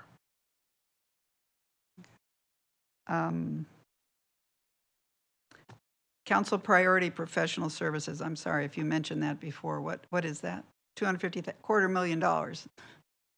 So there was a recent workshop that City Manager Clegg had with our council on their priorities and certain things that they wanted to see in terms of needs and must-haves on an ongoing level. Many of those discussion topics, there was some greater analysis that needs to be done. So this would be hiring some consultants to dive deeper into some of those concepts and ideas on what those priority needs are, so that we can come back to council with more meat on the bone and more analytics done. So this would just be hiring some of those third parties to do some of those studies. It isn't very specific, I know, but this was based on discussions between council members at that workshop. Well, it just seems like with all the staff that you've already got, it seems like some of them could maybe do that without having to hire more people to tell you what your needs are, but yeah. I'll leave it at that. Committee Member Prince? All right. Committee Member Matlin, do you have anything? Well, the model of excellence, I think that's an important thing to be able to measure. The amount of money, I'm not sure. So there's a few things in here. It's just the way it's thrown at us. It's all or nothing, usually. And as far as hiring lobbyists, my aunt was a lobbyist, one of the first females in the country, and extremely wealthy woman. Extremely wealthy. So I'm somewhat familiar with what they do and don't do and their effectiveness. So that's my comment on that. You know, if you need money, be a lobbyist. That's all I'm saying. It's not that hard. But there are a few good things in here. I'm just unsure how to even, since we have to vote on this as an all or nothing item, is that right? We haven't decided that. Oh, okay. Yep. We're just going through all of these and. Oh, okay. Yep. Actually, I'm for hire. I need a side gig. We're all going to be competing for this contract here. I'll race you. All right. Thanks. All right. Is it okay with my colleagues? Can we take like a 5-minute break? Yeah. Okay. Let's take a 5-minute. Yeah. Stretch our legs, use the facilities. We'll be back at noon.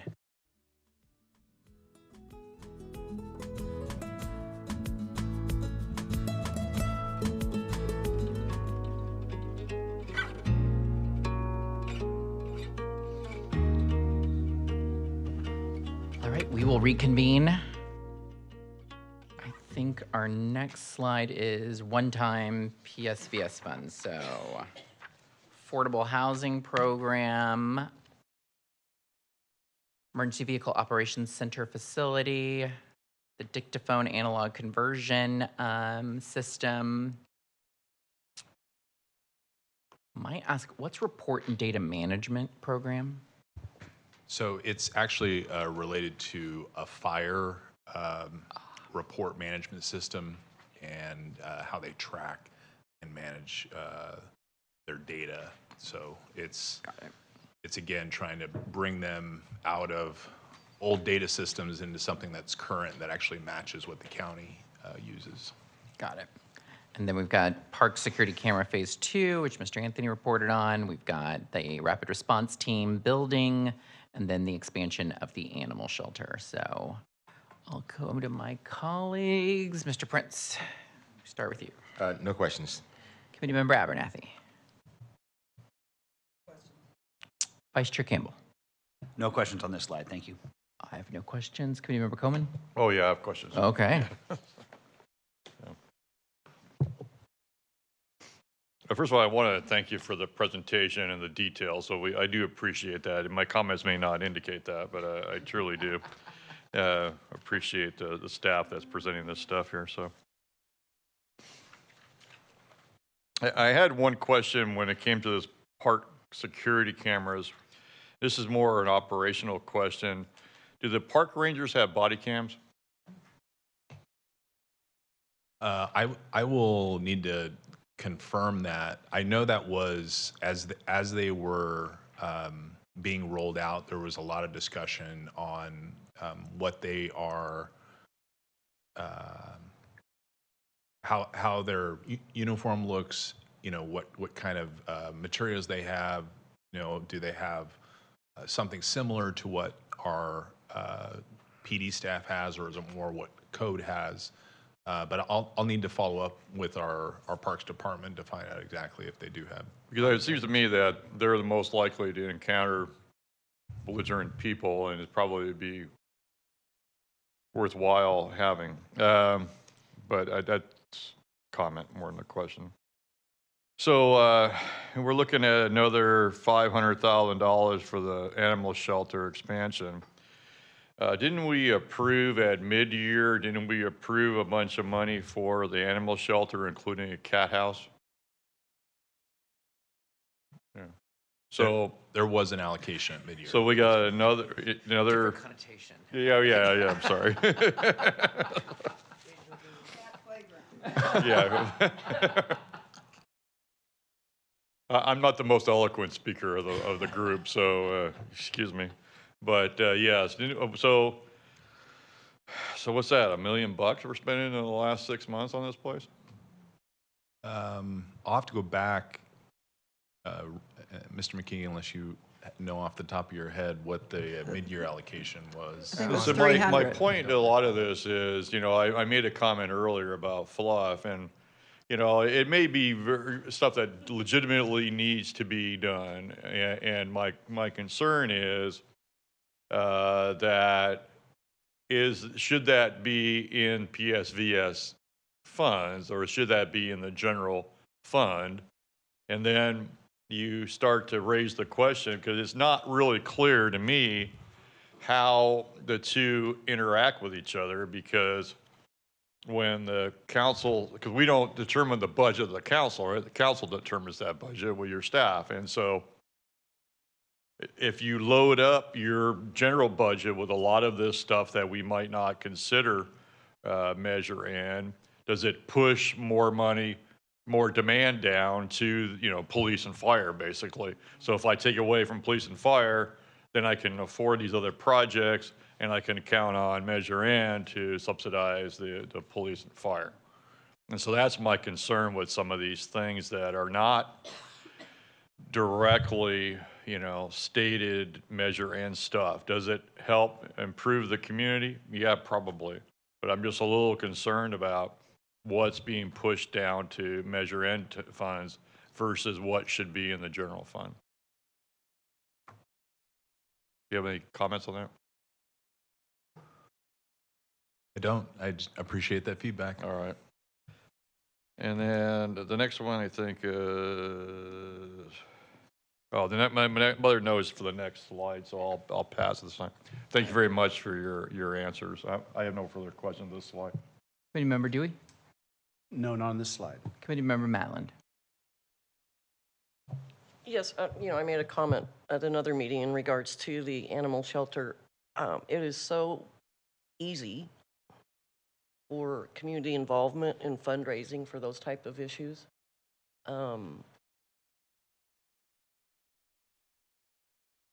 Just more money we could use on a couple of the,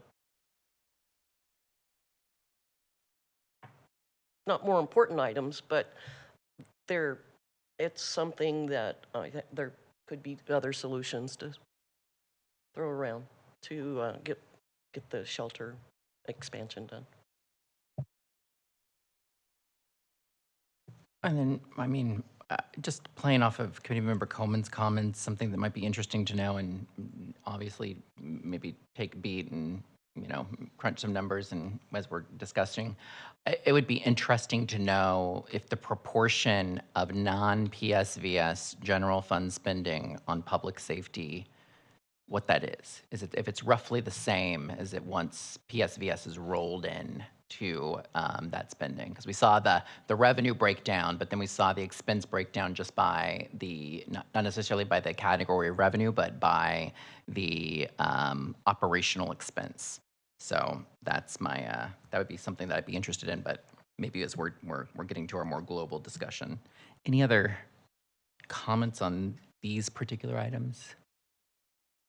All right, I think we can move forward. Okay, we've got another one time. We've got the thermal printers for the building division. We've got street improvements, including the traffic calming, the multimodal demonstration projects, the traffic signal, battery backups, alley improvements, pavement marking improvements. We've got resurfacing, street lights, the grant match, and the downtown redevelopment. I will start with Committee Member Matland. Any questions?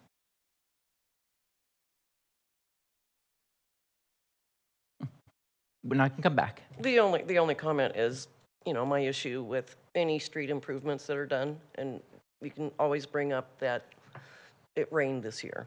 It hasn't rained in a long time. And the quality of work or product of either building new streets, repairing old streets, repairing potholes is so substandard. The quality of work is horrible. And I'd rather, when you want to have analysis on, I can't remember one of the items, but to look at, and who's accountable for this stuff being done, and in 2 months, the same hole's there. And it's either a product issue, installation issue, it's not a weather issue. We have great roads all over the country where it rains like hell, freezes, heat, and they have pretty decent roads. So, Thank you, Committee Member Dewey. Not on this slide. And Committee Member Coleman. Thank you, Chair Ortiz. So I'm looking at this slide, and I'm going back to earlier slides 6 and 7, where you had a proposed budget for streets division of $14 million. And then you had another budget of $33 million for streets resurfacing. What is the point of the $1,500,000 for street resurfacing in the PSVS? So that's an additional $1.5 million on top of the $47 million. Is that specific to a project? And then the question becomes, how much does it cost you a mile to resurface a road? That doesn't sound like you buy very much resurfacing.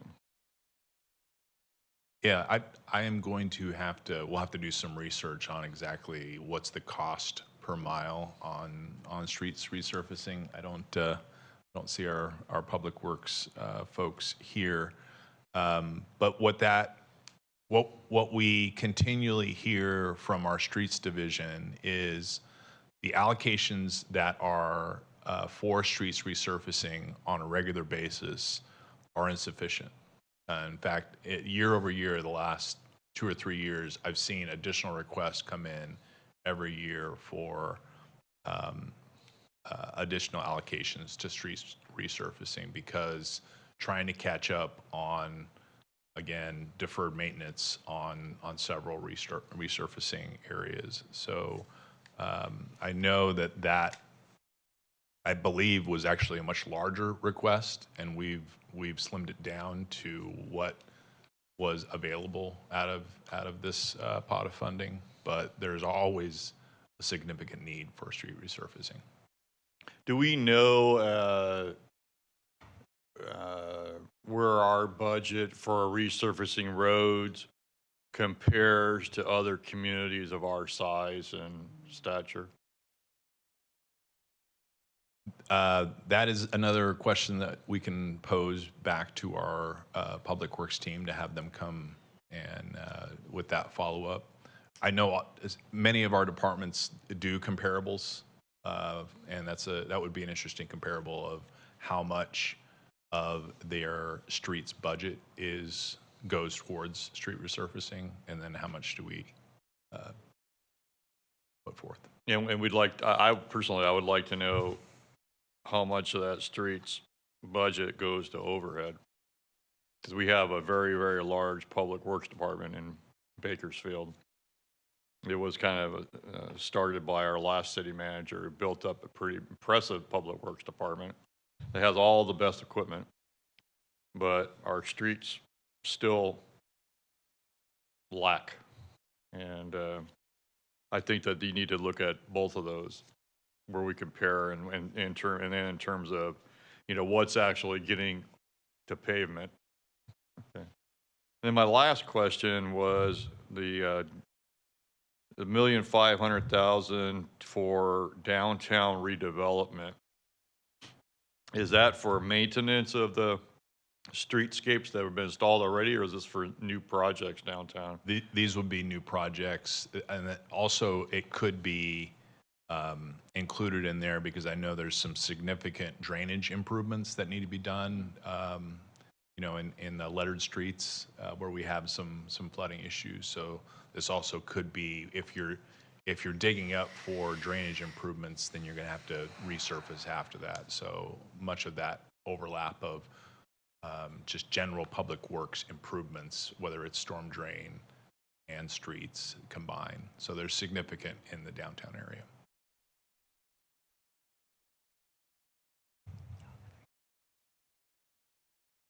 I think I'll save my other questions for another slide. So thank you, Chair. All right. So just a couple of questions. The multimodal demonstration projects, is this tied to or anticipation of getting, and I know Mr. Strakalous isn't here, but I'll put you two on the spot. Is this tied to getting like some grant funding in addition to this or is this just a standalone? Yeah, this is a standalone request, and partly because we know that we need to make some additional efforts in the multimodal projects, as that's a council priority.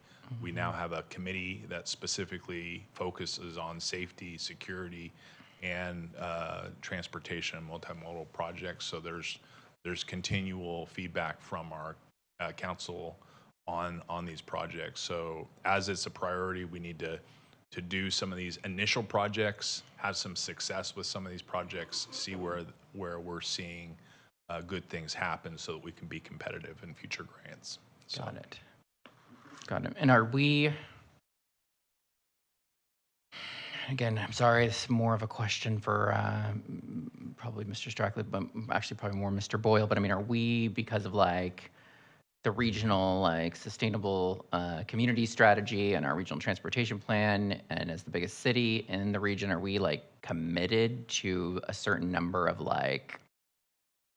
efforts to reduce VMTs, and is this the way of getting at that?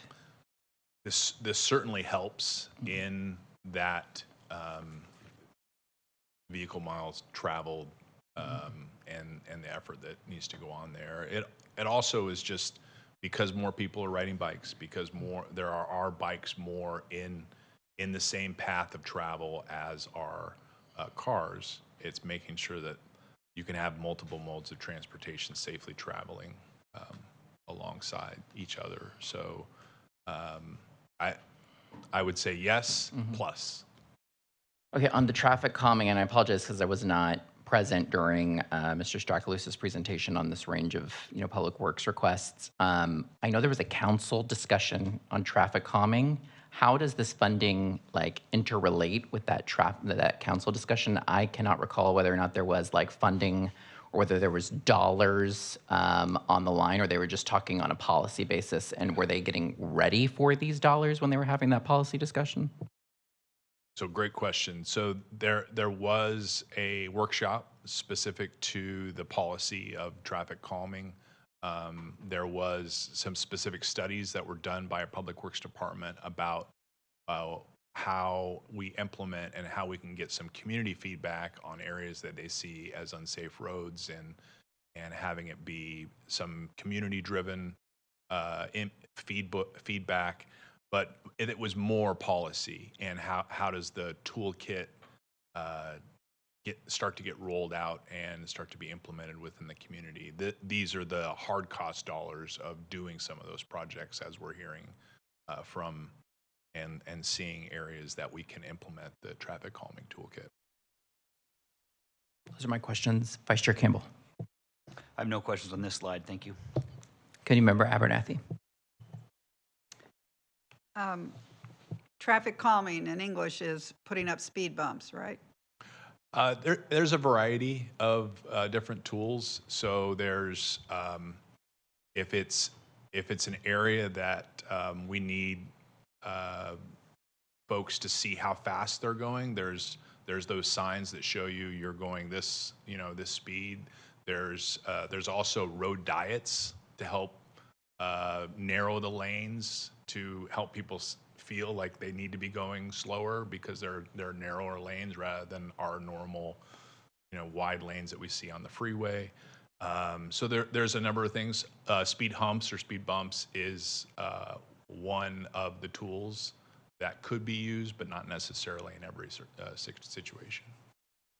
So this sales tax increase that people voted on, 100 new cops and a few other things. Of course, there's 4 words that gives you freedom to do anything. But the theory is people drive fast because their lanes are wide, and we've got to make a whole equally sized lane for bikes. That's what I see you doing. And then putting up speed bumps, which when a person's done with a speed bump, they speed up. So I don't think that's a great idea, but I don't recall anybody ever campaigning for the sales tax increase to put speed bumps in. I think that's what cops do in terms of writing tickets, and that's a $300 or $400 ticket is the best way I know to stop something. But these things are permanent.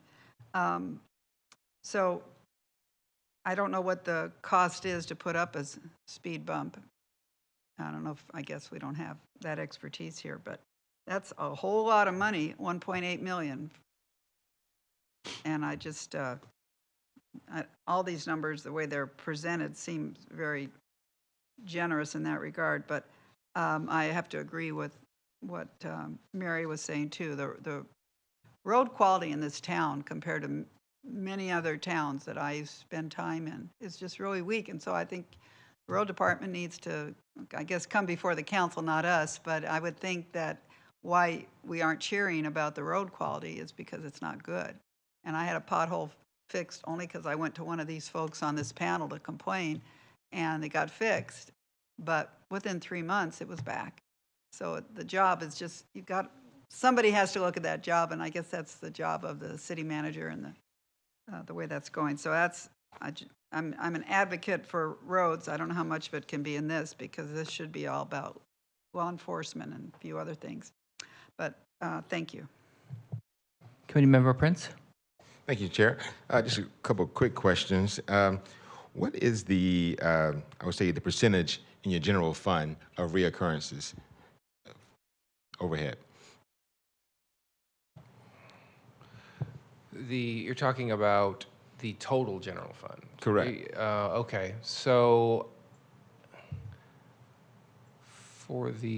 you're talking, and you're excluding salaries and benefits, or are you just talking? Including, that's Okay. overhead. Okay, I just want to make sure. Right. So, the total general fund, how I would view it as, because what I'm getting at is, we showed that slide that kind of really laid out expenditures by department. So, for the majority of the total general fund, beyond that 30-some million dollars that's transferred out, that is ongoing overhead costs. There are not one-time costs in the general fund itself. So what we have projects, whether it be contracts for services, those types of things. So we view that all as operational overhead. So when you take out the 30-some million dollars from the 400, you're talking close to, in essence, over 90% of it is ongoing costs and demands for the operations of those applicable departments. Okay, so about around 90% of recurring costs in the general Within fund. the general fund, yes. Okay. Has the city received any infrastructure funds at all, or funding from the federal government? We have. So some of you know that there was the Thomas Roads Improvement Project, which has built over $1 billion worth of infrastructure within the city over the last 15 years, right? And Mr. Hillen, I don't want to cut you off just for time. I'm referring to the President Biden infrastructure bill that passed.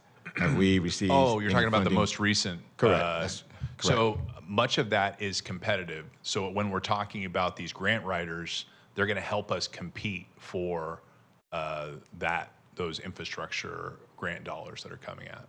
Okay, and going back to my original question, has the city received any funding as of today? So we have applied for, I believe, 3 different grants. We're still waiting to hear back from 2 of them, but one we were not successful. Okay, so the answer is no, basically. The answer is no. Okay.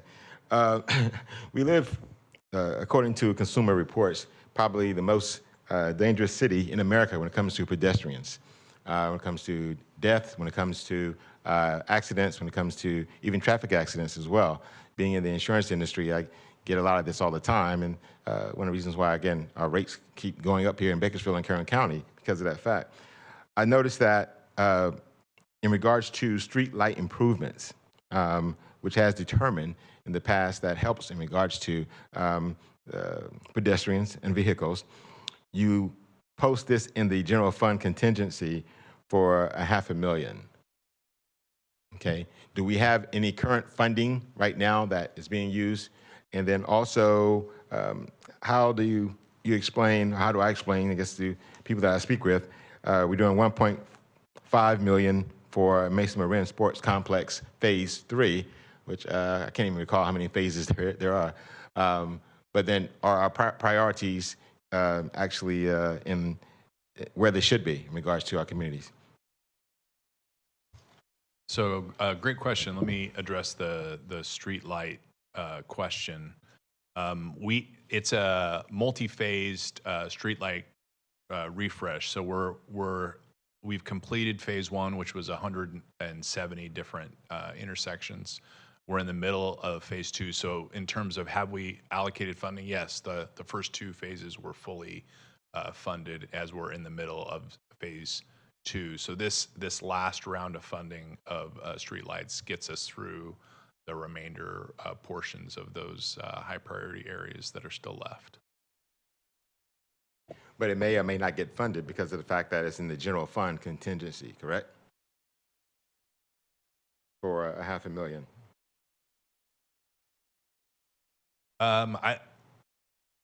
The likelihood of it being funded, I don't think I can speak to because that's speculation. But it's not a part of the budget. It is. We're asking for a recommendation to make it a part of the budget. Yeah. Right, but it's still a contingency. It's not ready to actually construct maintenance and construction to start tomorrow. It basically That's is true. based on other things happening to make a determination whether the funds are available in order to move forward with the project. That's true. So this would not start immediately, but if approved in the budget, we could use those funds throughout the fiscal year. Okay. Committeemember Matland, sorry. I just had one comment on our quality of our roads and the repetitious failure. In their management program, they should have a line item in there for rework. And, you know, of course, if you do junk in, junk out, but there should be a way, you know, you really wouldn't even need to do a study on it and bring people in. But have an accountability on rework, whether it be 12 to 18 to 24 months, and especially on when major road repaving, you know, the pothole thing, you know, you're going to have rework on that. But some accountability on let's do it right the first time and see why these roads aren't holding up, number one. But already in your system, you should have a rework line item. It wouldn't be that hard to start holding someone accountable and get it done the first time, and we're not going to be dealing with huge numbers repetitiously. All right, moving to our next, this is all parks. So we've got the park amenities and renovation improvements.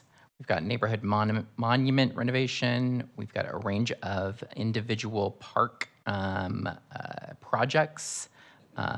So soccer park, number of irrigation, playground rehabilitations, Wilson Park Sports Complex, Seaman Park Tennis Courts, Centennial Park Improvement, Stone Creek Park Project, Mesa Marin Phase 3, and then Gateway Beautification Projects. So I think these are all pretty self-explanatory. We just heard from the Parks Director last week. So I will start with Committeemember Prince. Do you have any questions on these? Okay. Committeemember Abernathy. Vice Chair Campbell. I'm good as well. Committeemember Coman. Committeemember Dewey. No. Committeemember Matland. No. All right. Any reconsideration? All right. Our last pot of funds. So this is postcards for council outreach, customer service, rainy day reserve fund allocation, and then the market compensation / COLA set aside. Any questions on this? Committeemember Matland. What is market compensation? Mr. McKeegan or Mr. Hallen, you want to address this? Sure. The city council and management have made a focus on really building our staffing at the right compensation level. So they've issued a study with an outside service provider to study and our comparable markets to come up with basically a compensation review to provide recommendations for potential increases to certain compensation classes or groups. And so this particular allocation will help fund any potential changes. It's not known yet. The results of the study are still in the works, but this is to set aside some of those funds for that potential of increasing certain positions based on that study. $3 million for the study is $3 million? No, Oh. it's not for the study. It's for Oh, the results of the study. Yeah. Results. Yeah. Okay.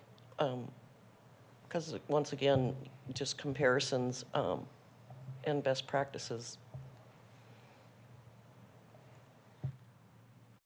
Committeemember Dewey. What is the current staffing of the city of Bakersfield that would fall underneath this $3 million allotment? How many employees are we talking about? There's about 1,800 in the complement, but actually it's closer to 19 now. But those who would be applicable is based on the study. So there's going to be an analysis provided as an example, a position in a fleet mechanic, just throwing out as an example, could be 20 to 30% out of market. So those specific individuals may have some compensation increase based on that market study, not to getting them to 30%, but addressing that variance. So it's not going to be every position. It's really based on the results of the study, also the results of basically understanding those positions that we're having a hard time recruiting for. So it's going to analyze both the differential in the market as well as those positions that we're having difficulty filling, so that we can actually provide the necessary services we need to. Does the city of Bakersfield in the general budget already have set aside a percentage that they feel is going to be, applicable moving forward for COLA? I mean, have they already allocated a certain amount of money for that? For both the COLA and the compensation study, there's already allocations in the current year budget for both a cost of living increase and the results of this study. Again, those haven't been spent. The compensation study amount hasn't been expended yet because we haven't finished the results, haven't received the full results. Would not the union or the whoever, yeah, wouldn't they have those numbers? I mean, you're going to be plus or minus. You're saying, for example, SEIU or BPOA? Well, I mean, the union or whatever group represents these employees, I mean, to go study it, they're going to already have pretty good numbers. I believe, based on, again, I'm not the human resources director, but based on the analysis that what they're seeing is they don't want to rely on, I guess you could say, a competitor and those results. We want to have an independent look at the compensation and really base our actions on that independent third party versus what we're being told by our Good partner. plan. Yeah. Committee Member Coleman. Thank you, Chair Ortiz. So it's my understanding that study's been going on a long, long time. Is there any end date to that study? Because I think we've talked about this last year. So. Yes, we did. Again, speaking for the HR director, the results we've been told that the results for our blue and white class are just around the corner. The police and fire have in essence been completed, but we're not going to take action on both of those until we get the full results, so we understand how we're going to sort of break that pie up, so to speak, between the units. So my understanding is by next month we should have the full results, and then we'll share that with our labor partners and have that discussion of what positions will be affected by that. So you're thinking that the finish line is in sight, at least for that portion of the process, having done the surveying, and then you can commence with negotiations with the individual groups. That's what I have been told. I mean, I was also told that it would be done 2 months ago. So what I'm saying is the information I have now is that by May, we should have a result that we can actually present to our groups.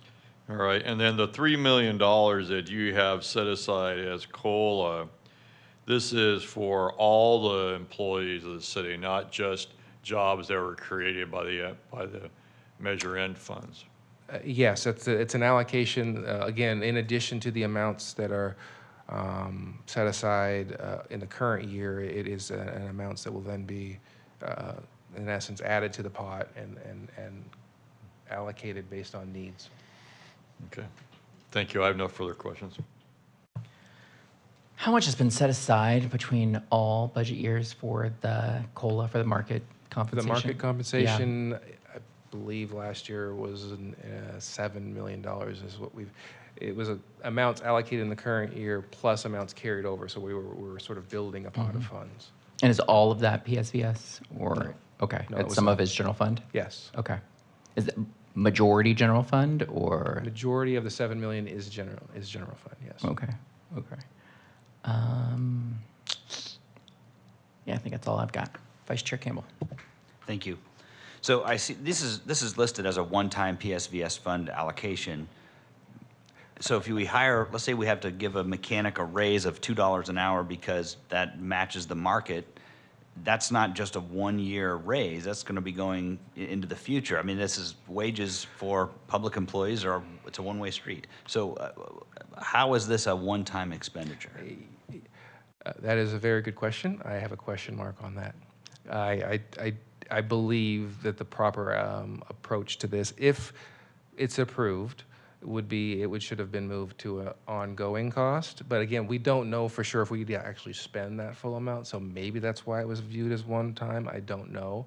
But in my estimation, it should be considered a one-time cost because the other pot of money that we're setting aside is viewed as we're going to have to add that to future compensations ongoing because it is a ongoing commitment.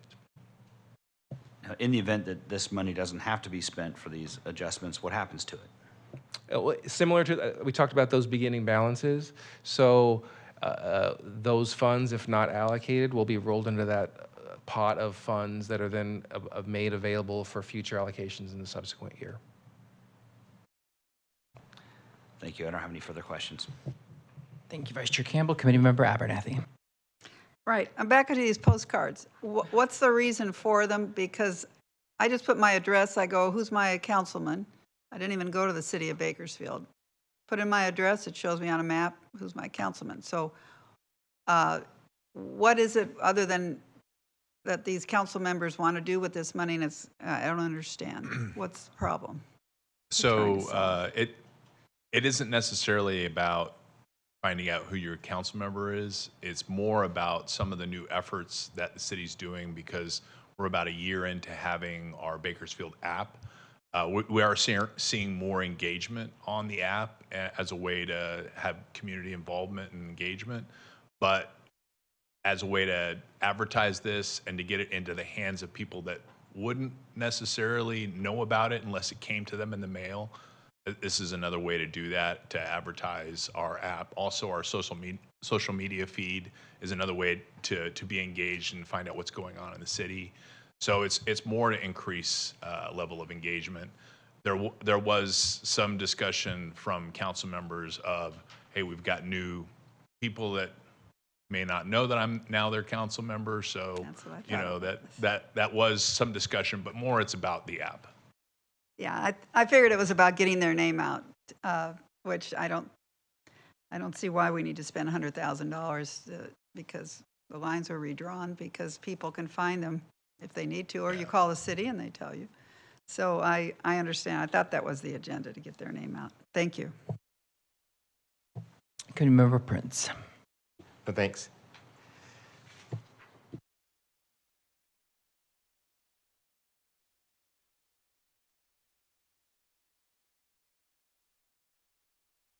I think we can move forward. I think, one of the things that we kind of talked about was before we start taking these up, maybe if we could just take a moment and if we would like to, it's not a requirement. You don't have to say anything if you don't want to, but maybe just kind of state your philosophy where you're thinking about these, and then we can start to take these in the chunks that this body chooses to take them. I mean, my position is we can take them as they're presented on the screen. We can take them in smaller bites. It's totally up to you all.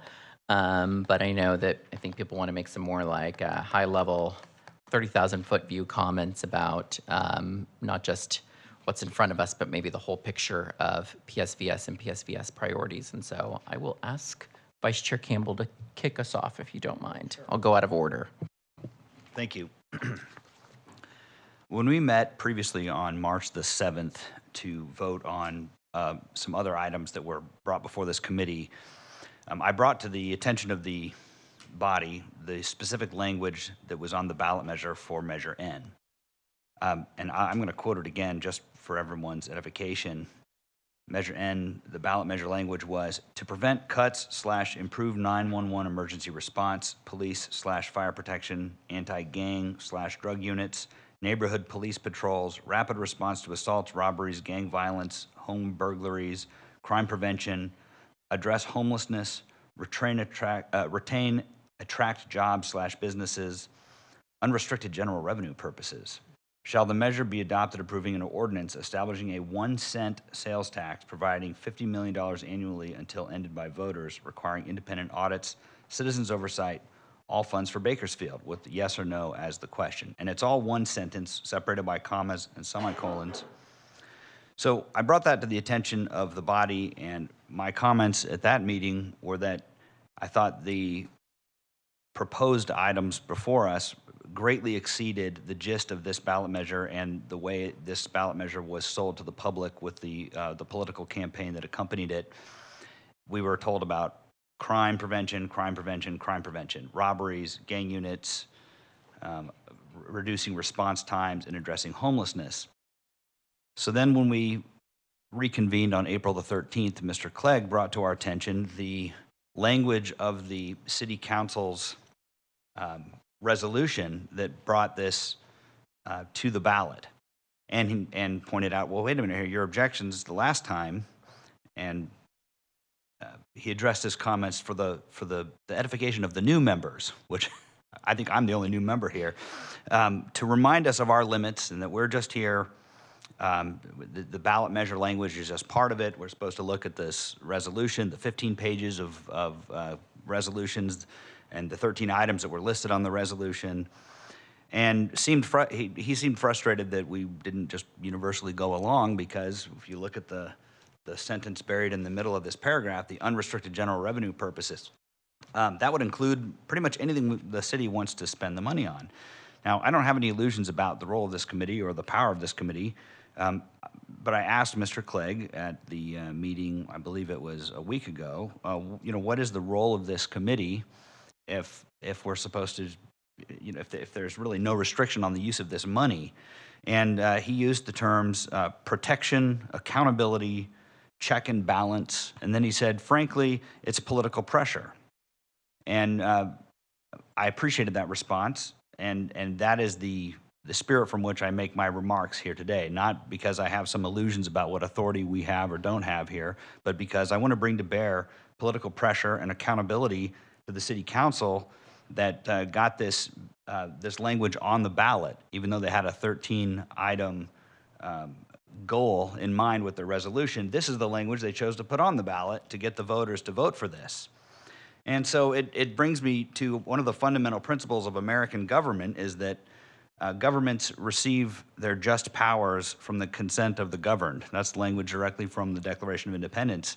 And the California Constitution puts limits on how we can increase taxes. So we have this one layer of consent of the governed, which is consistent in every elected body in the United States, whether it's a city council or a state legislature or a board of supervisors or Congress.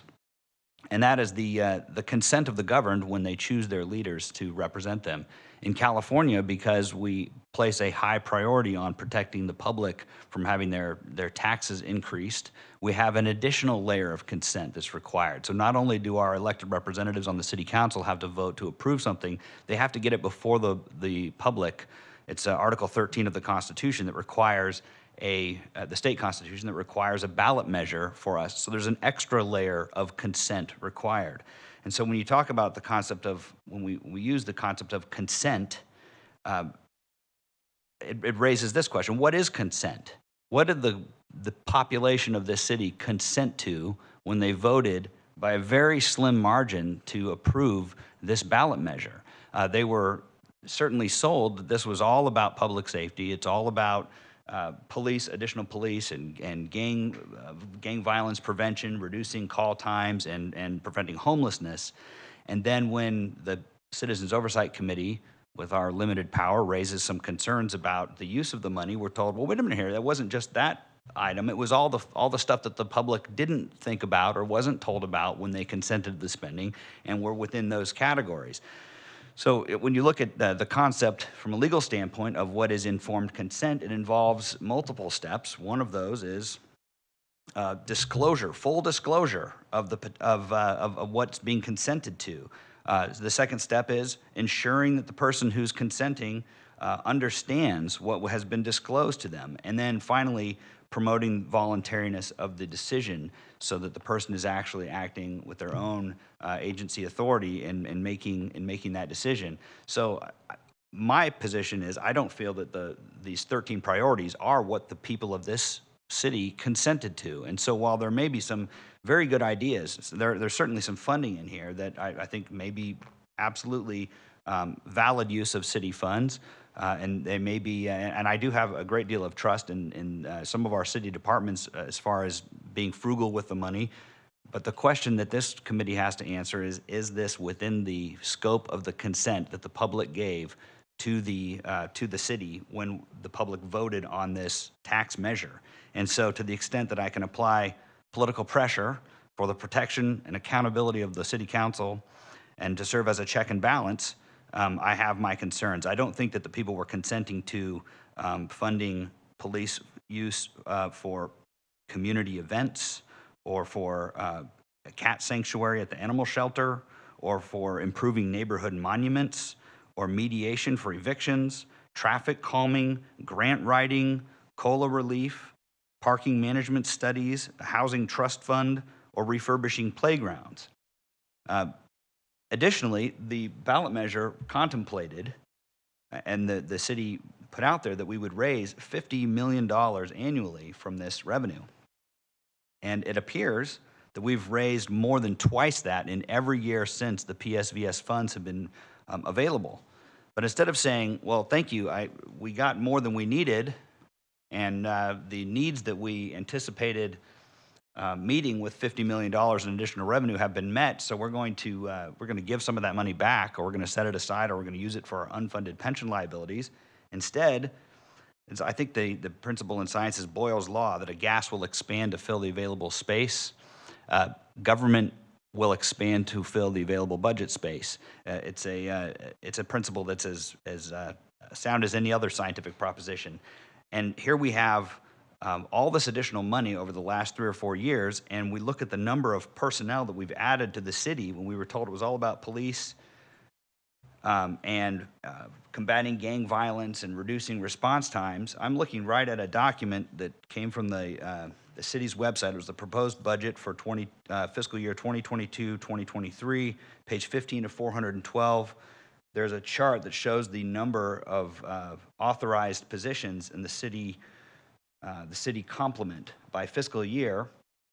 It shows that in fiscal year 18-19, we had authorized 1,539 employees. Under this proposed budget, fiscal year 22-23, it was an authorized 1,960, a huge expansion just from the additional tax funds. And we were told it was all about police and reducing response times and promoting public safety. And when you look at the total number of employees who were added, we have approximately, according to Chief Terry, who came before this board or this body 2 weeks ago and told us, we've added about 70 sworn peace officers, 20 of whom replaced peace officers that we lost. So we have a net 50 additional officers when we were told we would get 100, and I realized that they're still trying to add those additional spots. But with a surplus of hundreds of millions of dollars more than we thought we would have, and we've added approximately 350 non-sworn employees to the city. And so I have a hard time with a lot of the items on that are before us. Maybe, yes, they do fit within the 13 priorities identified by the council's resolution. But in my view and in my role on this board, on this body, I certainly cannot agree to all of this as being within the scope of the consent that was given by the voters when they were told this is about preventing budget cuts, improving 911 emergency response and police and fire protection, anti-gang units, anti-drug units, neighborhood police patrols, et cetera. I think that probably suffices. So on those comments, I don't want it to be taken that I'm against some of these departments. I think, like I said, the questions are two separate questions. One is whether these are a reasonable use of government funds, and the other one is whether this is the use that the voters anticipated. And so the way I will cast my votes on each of these items is from that second perspective. And without intending any kind of insult or criticism of the city administration for whether these other items are useful uses of city funds. Thank you. I will go jump ball. Anybody else have comments that they'd like to make? Committee Member Matland. Well said. That's exactly what that's exactly what I've been saying. No, I'm just kidding. But anyway, the word of the day, as you brought up, is there's a lot of fluff in here. And that's you put that with that eloquent explanation. There's fluff, and then there's the meaning of the increase. Yeah, I think Clayton Campbell made an excellent summary of what has been the feeling all along, particularly the voters sensed it, because as you know, 91,000 people voted. The spread between yes and no was about 90 votes. So that's equal. And the campaign was 100 new cops, 100 new cops, not anything much different. And, if you fool the people once, I think it'd be very easy to get this removed as a tax. Because if you showed them the things it was being spent on, and that's why a lot of us really do care, because there's a lot of good that needs to be done with that money. But nobody in their right mind doesn't think the number one problem around America and here too is crime.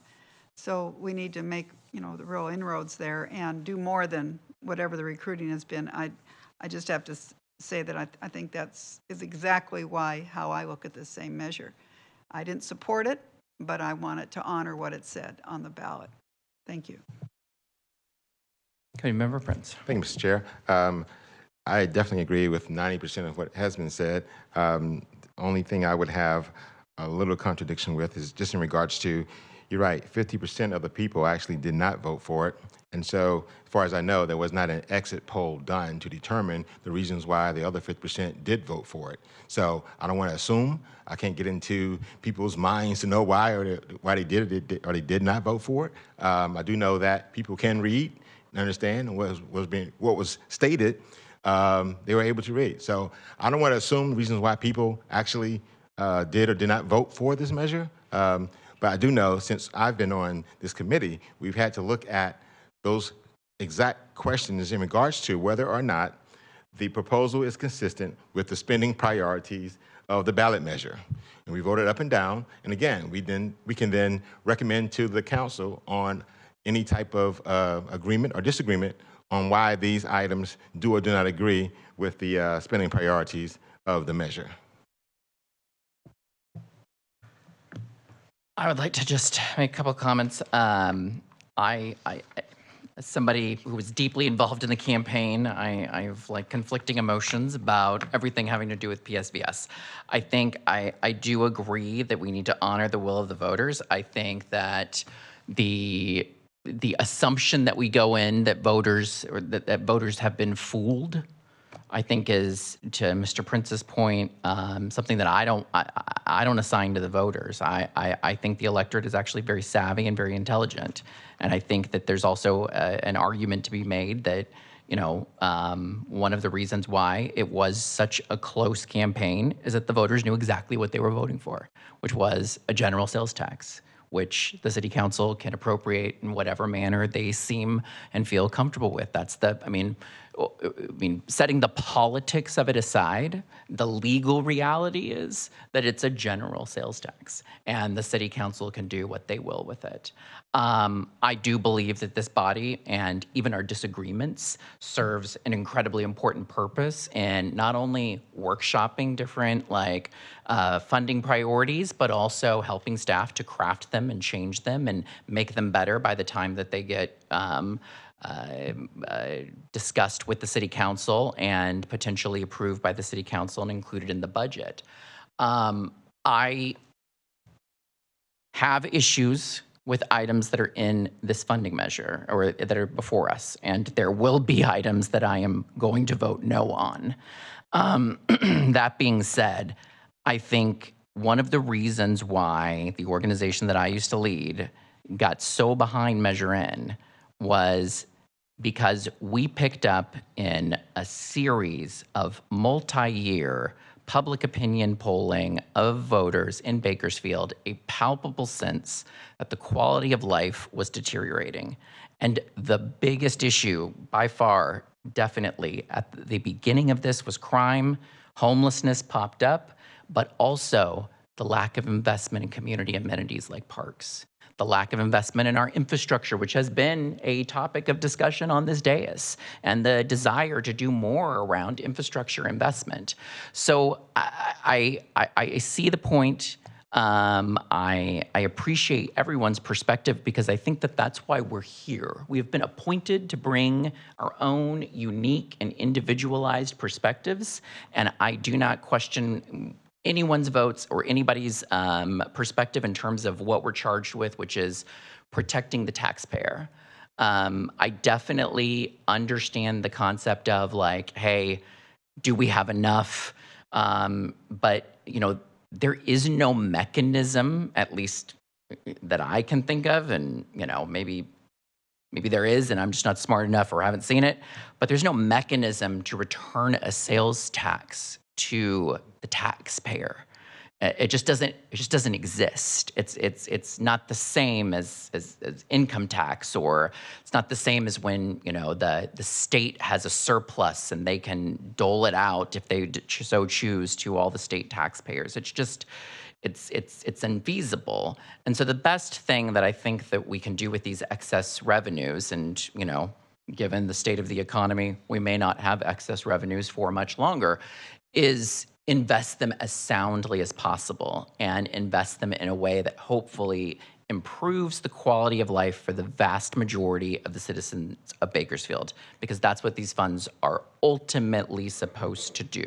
So that's the perspective and the lens that I bring to this. But I truly do, again, appreciate every single one of you, all of your commentary, all of your questions, and look forward to our discussion as we get into these individualized proposals. I think you had some comments. Yes, thank you, Chair Ortiz. So, Mr. Campbell was very eloquent, and so was Mr. Ortiz. And I appreciate everybody on this panel. We have different perspectives, but the one thing that seems to be common to me is that we're all concerned about the percentage of recurring costs that are attached to them as to the Measure In.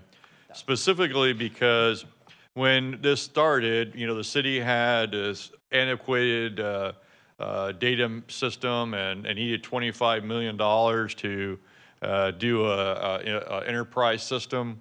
And the police department was out buying radios on eBay because they couldn't get any new radio, and that took another $22 million.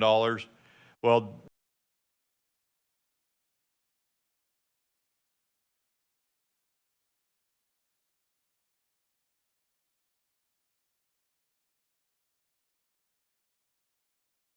to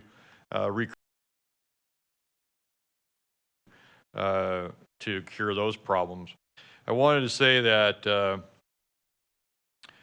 our job obviously is to support the city council, and the city council has maybe a little bit different objective than we do. They have a lot of other concerns and issues going on, and so I can see how when you're trying to do all these things that you're being asked to do, it may be difficult to figure out how you can pay for some of this.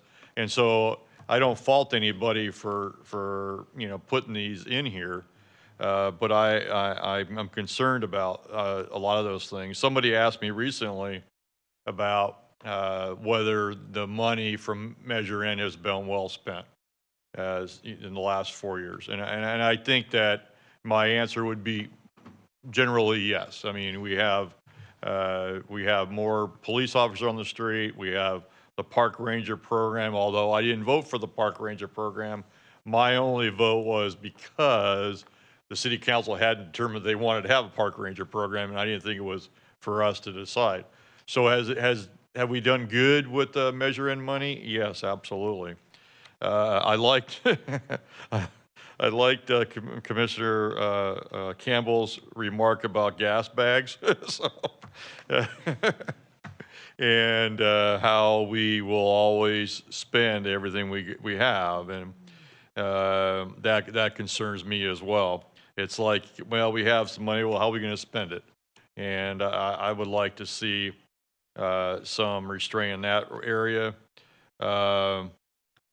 Mr. Campbell also talked about, the power of government.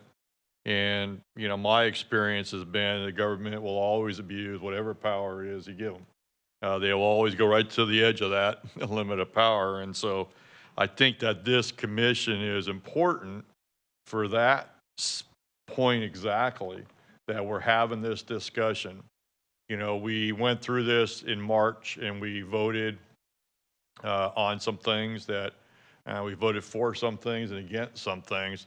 And then the council approved all of them unanimously without much discussion. So maybe to them, this is that point where we have the public discussion and it checks that box, for them that we've had public input. So I wanted to, before I get away from it, thank the staff for their presentations. And I'm always very impressed when I talk to city employees in this community, how competent and professional they are. And I'm always very impressed with the employees of the city of Bakersfield. I don't think I've run into one that I thought was just, doing marking time till they retired or whatever, which is something that you get when you go to some other communities in California and elsewhere. So I wanted to make that comment.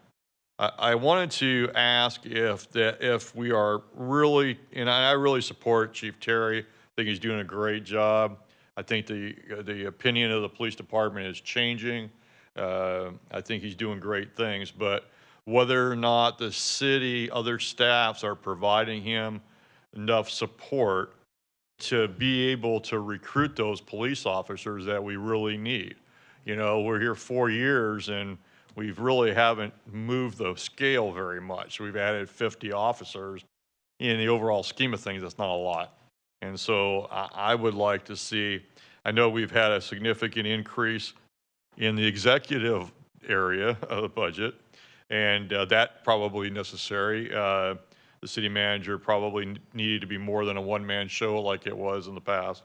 But whether there's enough of that resource being pushed down to the departments that really need it. So, and I think that concludes my comment. So thank you very much for my time. All right, thank you. Well, we've had a lot of interesting, we've had lucrative lobbyists, gas bags, cat houses. We've had it all this afternoon.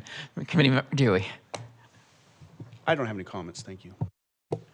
Right, returning to my colleagues on the dais.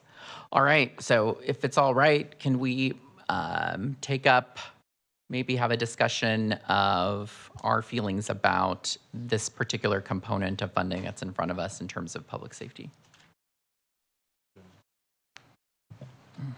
On this particular item, I would make a motion to approve. I don't see any need to break this out, but that's just my take. So we got a motion from Committee Member Dewey. Do we have a second? I'll second that. All right. We've got a motion from Committee Member Dewey. We've got a second from Committee Member, or from Vice Chair Campbell. Do we have any further discussion? All right, Madam Clerk, you can call the roll. Chair Ortiz, Aye. Vice Chair Campbell, Aye. Committee Member Madland, Committee Member Dewey, Aye. Committee Member Perez Andreessen is absent, Committee Member Coman, Aye. Committee Member Abernathy, Aye. Committee Member Rojas Mora is absent, Committee Member Prince. Aye. Motion is approved with committee members Perez Andreessen and Rojas Mora absent. All right, now turning to this slide. This is the code enforcement for nuisance buildings, amongst other items. I know Mr. Boyle was keen that this was not just going to be the nuisance building, though that was going to be a big piece of it. Any discussion? I would move that we approve this entire slide in one vote. I'll second that motion. Okay. Any further discussion? All right. Madam Clerk, please call the roll. Chair, for the record, can you state who made the motion? and Oh, who made sorry. the second? We've got a motion by Vice Chair Campbell and a second by Committee Member Coleman. I apologize. Thank you. Chair Ortiz, Aye. Vice Chair Campbell, Aye. Committee Member Madland, Committee Member Dewey, No, and I'll give a brief explanation. The reason for this, my no vote on this, is specifically regarding special projects. It's too open-ended for me. I think that it doesn't clearly state what these extra employees or code enforcement officers are going to do. So I don't know how that specifically relates back to Measure N. I think it would be a great program if the city wants to take that up under the general budget, but I don't think it falls within the Measure N parameters. That's a good point. Committee Member Perez Andreessen is absent. Committee Member Coman, Yes. Committee Member Abernathy, Yes. Committee Member Rojas Mora is absent, and Committee Member Prince. Yes. Motion is approved, with Committee Member Dewey voting no, and Committee Members Perez Andreessen and Rojas Mora absent. All right. Let's, I would say, take this with the first bucket, economic opportunity for also the development plan review enhancements at $500,000, which is a general fund contingency. Any discussion on this item?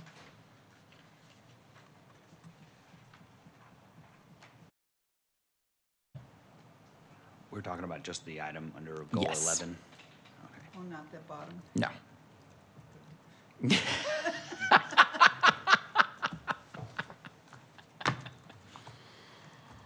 Make a motion for, to Sure. approve item 11, or goal 11. Okay, got a motion by Committee Member Abernathy. Is there a second? Second by Committee Member Matland. Madam Clerk, oh, any further discussion? Seeing none, Madam Clerk, please call the roll. Chair Ortiz, Aye. Vice Chair Campbell, No? Committee Member Madland,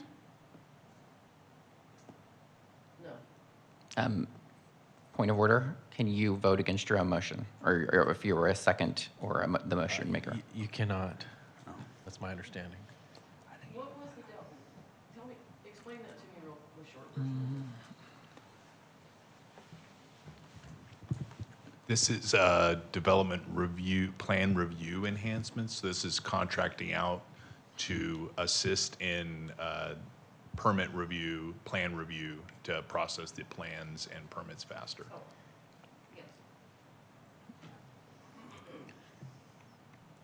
Committee Member Dewey, No, I feel this again is something that should be handled under the regular city budget, but under Measure N. Committee Member Perez Andreessen is absent. Committee Member Coman, No. Committee Member Abernathy, No. Again, you were the motion maker. You can't vote against your own motion. Can I abstain? I'll turn to our city attorney. I never heard of that.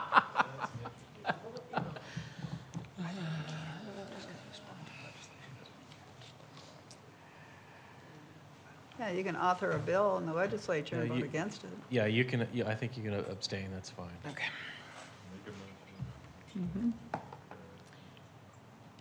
Committee Member Prince, Yes.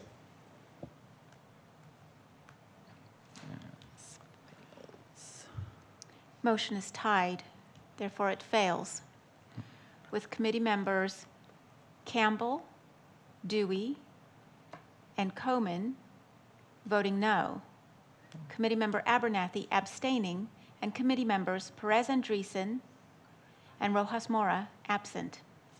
Okay. All right, so no further action on that one, I think, is needed. Is that correct? Looking at Mr. Howland, Mr. McKeegan? Okay. Moving into safety and resilience, I have a feeling that we might want to break these up. I'll look to our city attorney. If we wanted to handle these individually, can we just do that? Or do we need a motion in order to do so? You may make the motion how you see fit, so you can break it up into little pieces if Okay. you want. All right. And just for my edification, can the chair make a motion or second a motion, or am I precluded? Basically, in Robert's rules, we follow them, that the chair normally does not make the motion. He my asks for understanding. a motion to entertain a motion, and then your colleagues can make that motion in a Perfect. second. Okay. Excuse me, that's, before we go on, that's an interpretation that this particular city attorney's used, but that doesn't seem to be the prevailing philosophy. When we go to League of Cities or whatever, the common interpretation is that the chair can make a motion. There's certain motions that they can make, like, for example, motion to adjourn and that, but for the most part, When it comes to actual actions. it's for normal day-to-day business, the chair runs the meeting, but usually those colleagues make the motions. I mean, is it against the law for the chair to make the motion? I don't think so, but this is all procedural. Got it. And so we're just trying to follow the meeting procedures. I will, So I there's no will, I will chaos. refrain from making motions. Okay. Yeah. Mr. No, Chair, I- I'd like to make a motion in regards to safety and resilience, CG number 2, that the proposal is consistent with the spending priorities of the ballot measure. Okay, we've got a motion from Committee Member Prince. Do we have a second? What was his motion, to approve all of them, or was one item? That is correct. The safety and resilience, CG number 2, yeah. So that would include all the items, correct? Is there a second? Seeing none, I think the motion dies for lack of a second. So I'll make a motion that we approve these, that we review these items line by line Okay, and vote individually. I'll second that. okay. Any further discussion? We have a motion from Committee Member Coleman, the second from Vice Chair Campbell, that we take these line by line. Madam Clerk, please call the roll. Chair Ortiz, Aye. Vice Chair Campbell, Aye. Committee Member Madland, Committee Member Dewey, Aye. Committee Member Perez Andreessen is absent. Committee Member Coleman, Aye. Committee Member Abernathy, Aye. Committee Member Rojas Mora is absent. Committee Member Prince. Okay. Motion is approved with committee members Perez Andreessen and Rojas Mora absent. All right, so starting at the top, homelessness prevention, the eviction prevention services. Do you have a motion on that? Make a motion to approve that item. Is there a second?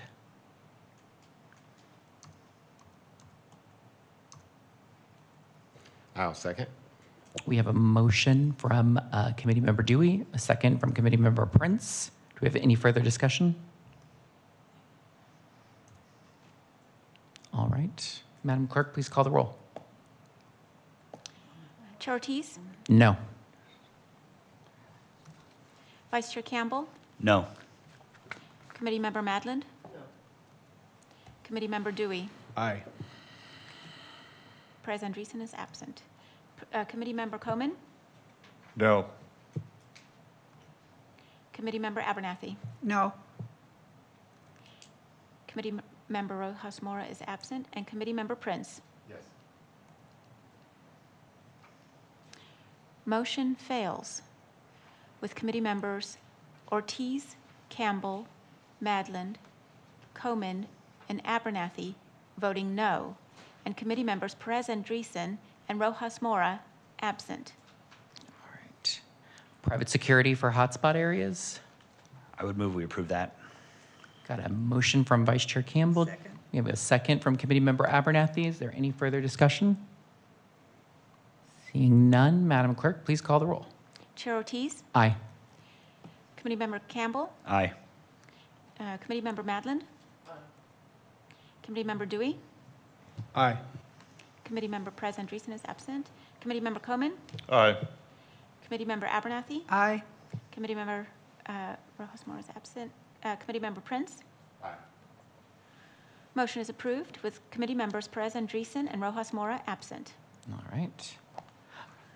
Next item is operational gun violence intervention, $50,000. Is there any motions on this one? I make a motion to approve that. We have a motion from Committee Member Dewey. Do we have a second? I'll second. A second from Committee Member Prince. Any further discussion? Yes. If, for the record, I would be interested in seeing that amount actually be a lot higher than $50,000. Thank you. Madam Clerk, please call the roll. Chair Ortiz? Aye. Committee Member Campbell? Aye. Madland? Dewey? Aye. Perez Andreessen is absent. Coman? Aye. Abernathy? Aye. Rojas Mora is absent. And Prince? Yes. Motion is approved with committee members Perez Andreessen and Rojas Mora absent. All right. We have case services, the Versaterm at $88,000 in general fund contingency. Any motions on this? I'd move we approve that. Is there a second? Second. We have a motion from Vice Chair Campbell, a second by Committee Member Abernathy. Any further discussion? Madam Clerk, please call the roll. Chair Ortiz? Aye. Vice Chair Campbell? Aye. Committee Member Madland? Committee Member Dewey? Aye. Perez Andreessen is absent. Committee Member Coman? Aye. Committee Member Abernathy? Aye. Rojas Mora absent. Committee Member Prince? Yes. Motion is approved with committee members Perez Andreessen and Rojas Mora absent. All right. The Independent Police Canine Trainer. I move approval of that item as well. Got a motion from Vice Chair Campbell. Is there a second? Motion by Vice Chair Campbell, second by Committee Member Matland. Any further discussion? Madam Clerk, please call the roll. Chair Ortiz? Aye. Vice Chair Campbell? Aye. Committee Member Madland? Committee Member Dewey? Aye. Committee Member Perez Andreessen is absent. Committee Member Coman? Aye. Committee Member Abernathy? Aye. Committee Member Rojas Mora is absent. Committee Member Prince? Yes. Motion is approved with committee members Perez Andreessen and Rojas Mora absent. Okay. We've got this one, community character, quality of life. We've got the receivership services, the administrative citation services, the community event fund, and the prevention programming. I'd like to make a motion that we break these out as well. Okay, we've got a motion by Second. Committee Member Coman, a second by Committee Member Dewey. Any further discussion? Madam Clerk, please call the roll.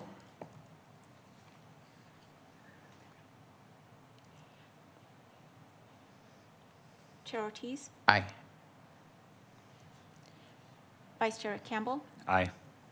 Committee Member Campbell? That's me. I already voted. Madland, I apologize. Committee Member Dewey? Aye.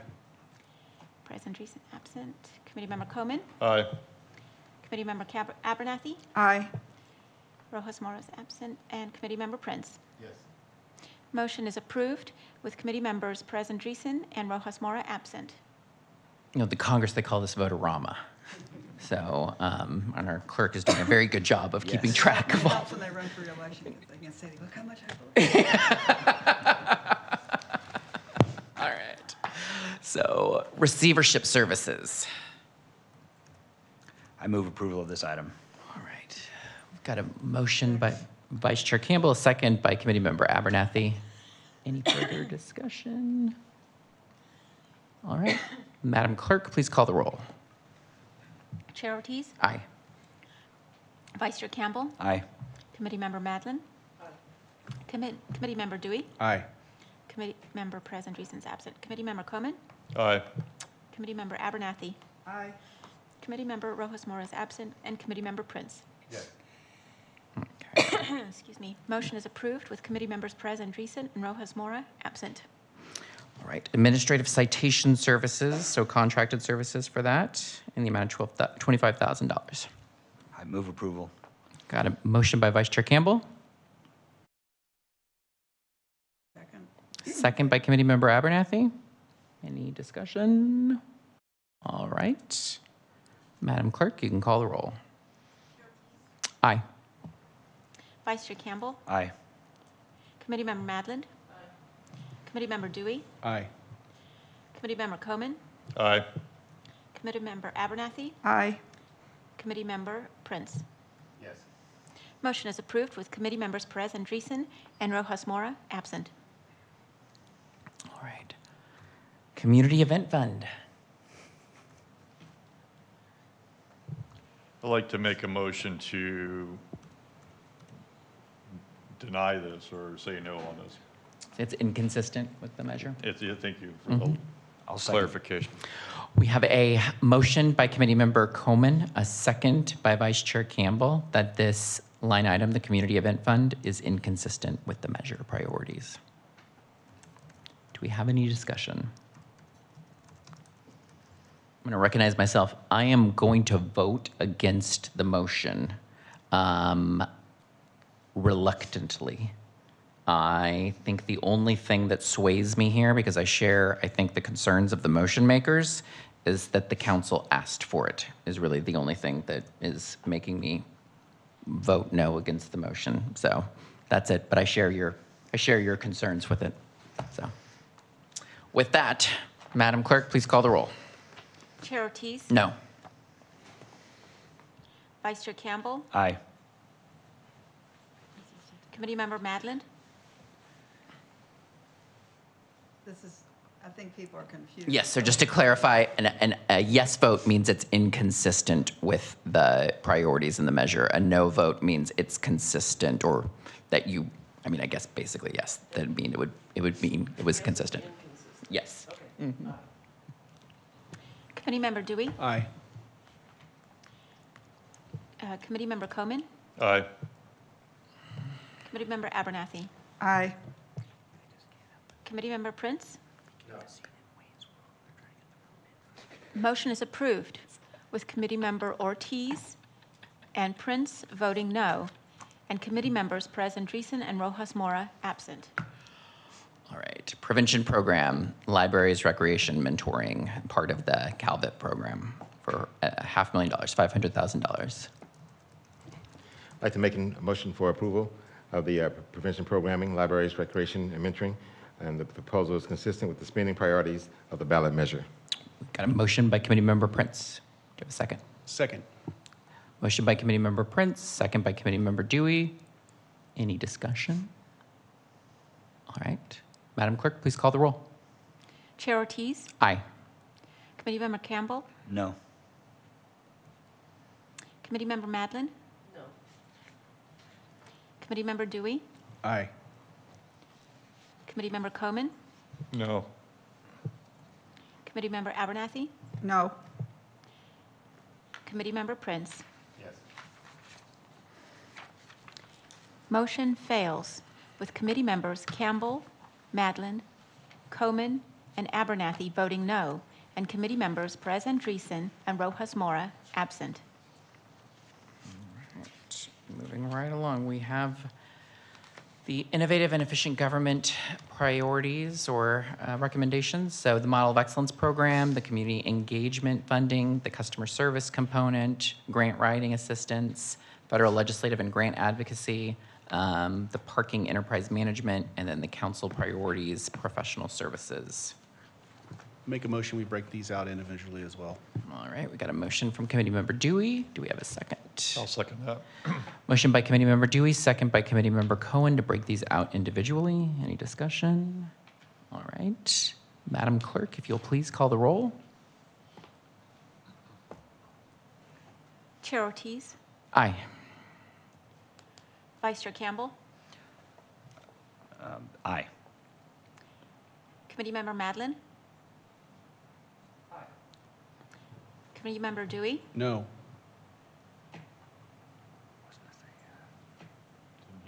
You're the motion maker. You can't. No, you're yes, voting on right. this first one, model of excellence. Yeah. Voted to split them up. So you're just for clarification, your vote is Aye then. Oh, this is to split them up. Yes. Just to split them up. Yeah, that was confusing.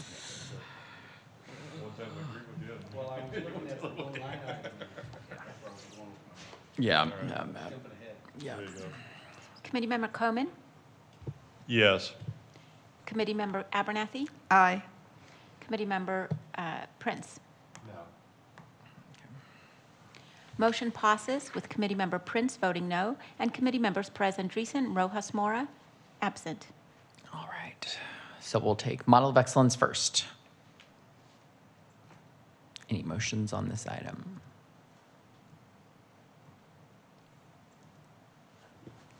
I'd like to make a motion that community engagement, the proposal is consistent with the spending priorities of the ballot measure. We skip all of Model of excellence or community engagements? It's model of excellence, the first one. Cancel that motion. Okay. I'd like to make a motion that model of excellence is, this proposal is consistent with the spending priorities of the ballot measure. Okay, we got a motion by committee member Prince. Do we have a second?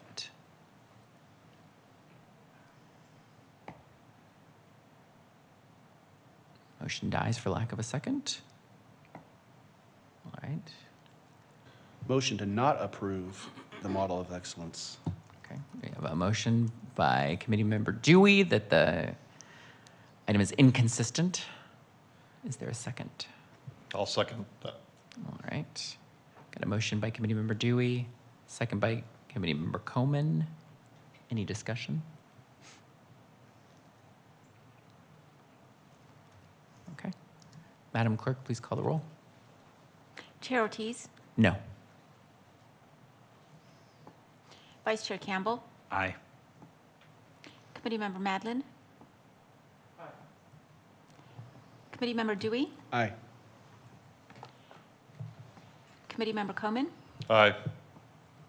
Committee-member Abernathy, No. Committee-member Prince. No. Motion passes with committee members Ortiz, Abernathy, and Prince voting no, and committee members Perez Andreessen and Rojas Mora absent. All right. Community engagement. Any motion makers on this one?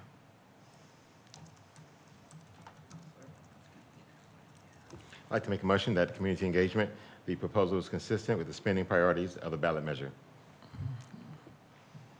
Is there a second?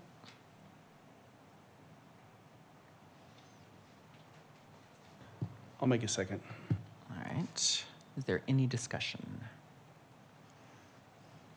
I'll recognize myself here for just a second. I plan to vote yes on this item, that it is consistent. The city is doing a range of community engagement across a number of projects, across a range of departments, and I think efforts to standardize that are incredibly helpful and beneficial to all of these departments so that they're not jumping all over each other to try to get to the same group of stakeholders. To have some ability to do that would be, I believe, helpful. So I plan to vote yes. With that, any other discussion? All right. Madam Clerk, please call the roll. Chair Ortiz, Aye. Vice Chair Campbell, No. Committee-member Madlin. No. Committee-member Dewey, Aye. Committee-member Coman, No. Committee-member Abernathy, No. Committee-member Prince. Yes. Motion fails with committee members Campbell, Madland, Coman, Abernathy voting no, and committee members Perez Andreessen and Rojas Mora absent. All right. Customer service at $50,000. Any motion makers? I'd like to make a motion that customer service, the proposal is consistent with the spending priorities of the ballot measure. All right. A motion by committee member Prince. Is there a second?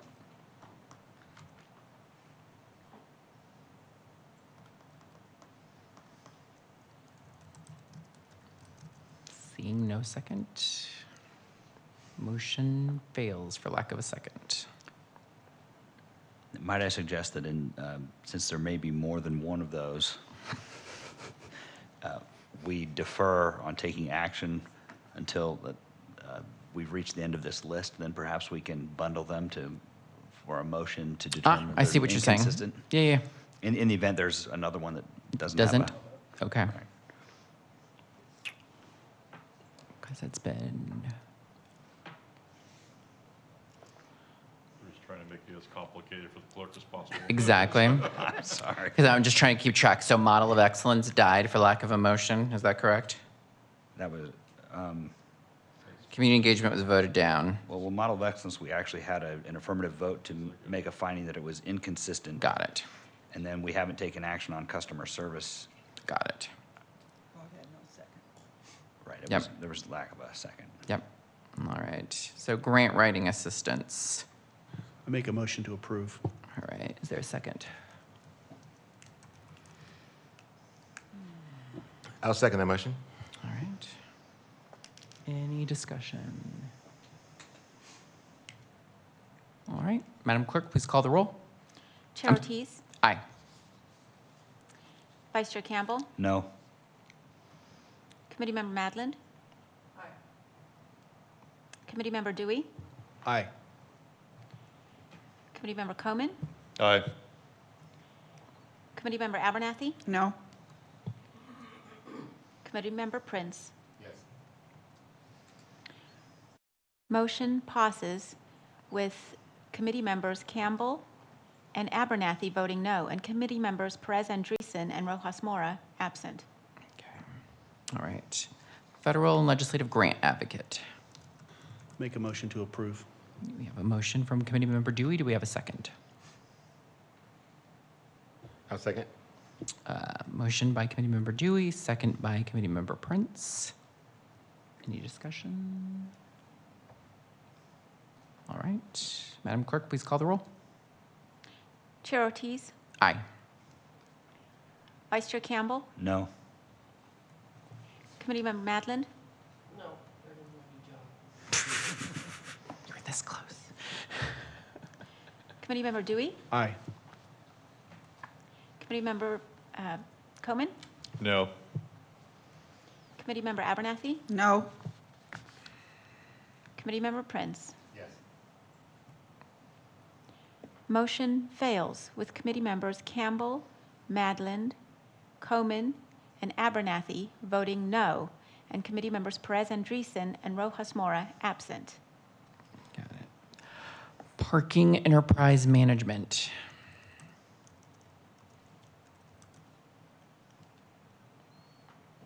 I'd like to make a motion that this is not consistent with can you help me with the language there, somebody? Inconsistent with the measure priorities? Thank you very much. There you go. All right. Got a motion by Committee Member Coman, Second.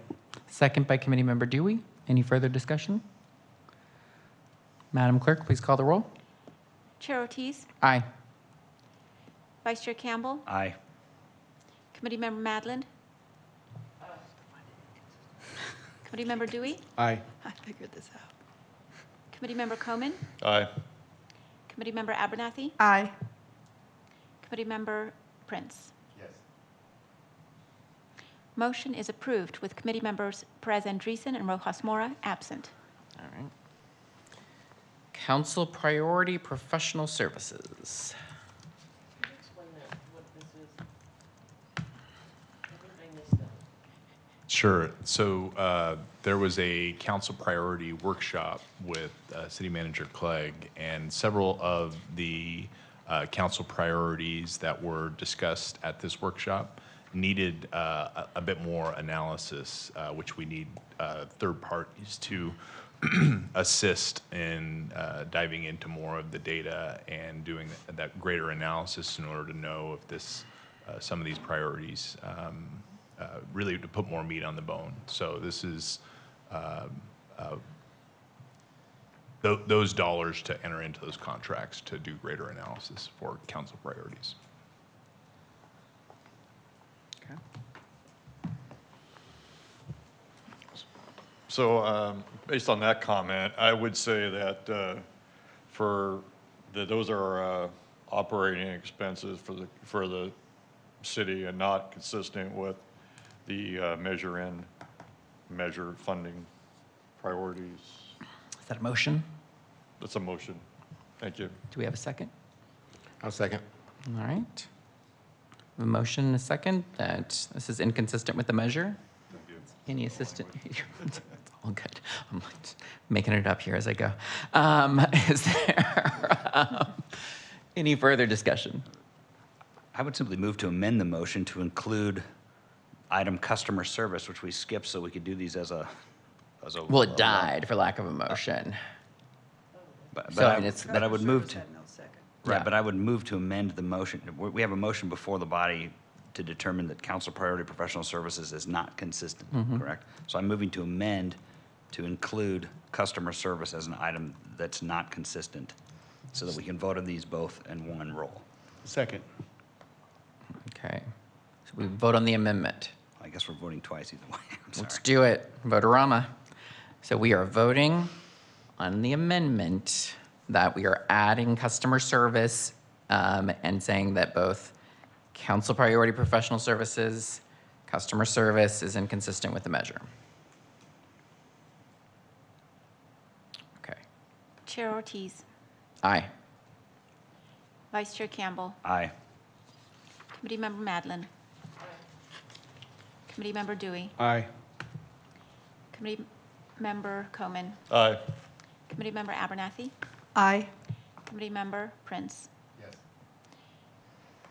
Motion is approved with committee members Perez Andreessen and Rojas Mora absent. All right. So the amended motion now sits before us. Multi-track mind here. That we now that we've added in that the customer service and the council priority professional services are inconsistent with the measure. Any further discussion? Madam Clerk, please call the roll. Chair Ortiz, Aye. Vice Chair Campbell, Aye. Committee Member Madlin, Committee Member Dewey, Aye. Committee Member Coman, Aye. Committee Member Abernathy, Aye. Committee Member Prince. Yes. Motion is approved with Committee Member Perez Andreessen and Committee Member Rojas Mora absent. All right. Just when you thought it was over. So we're now into the one-time PSVS fund recommendations.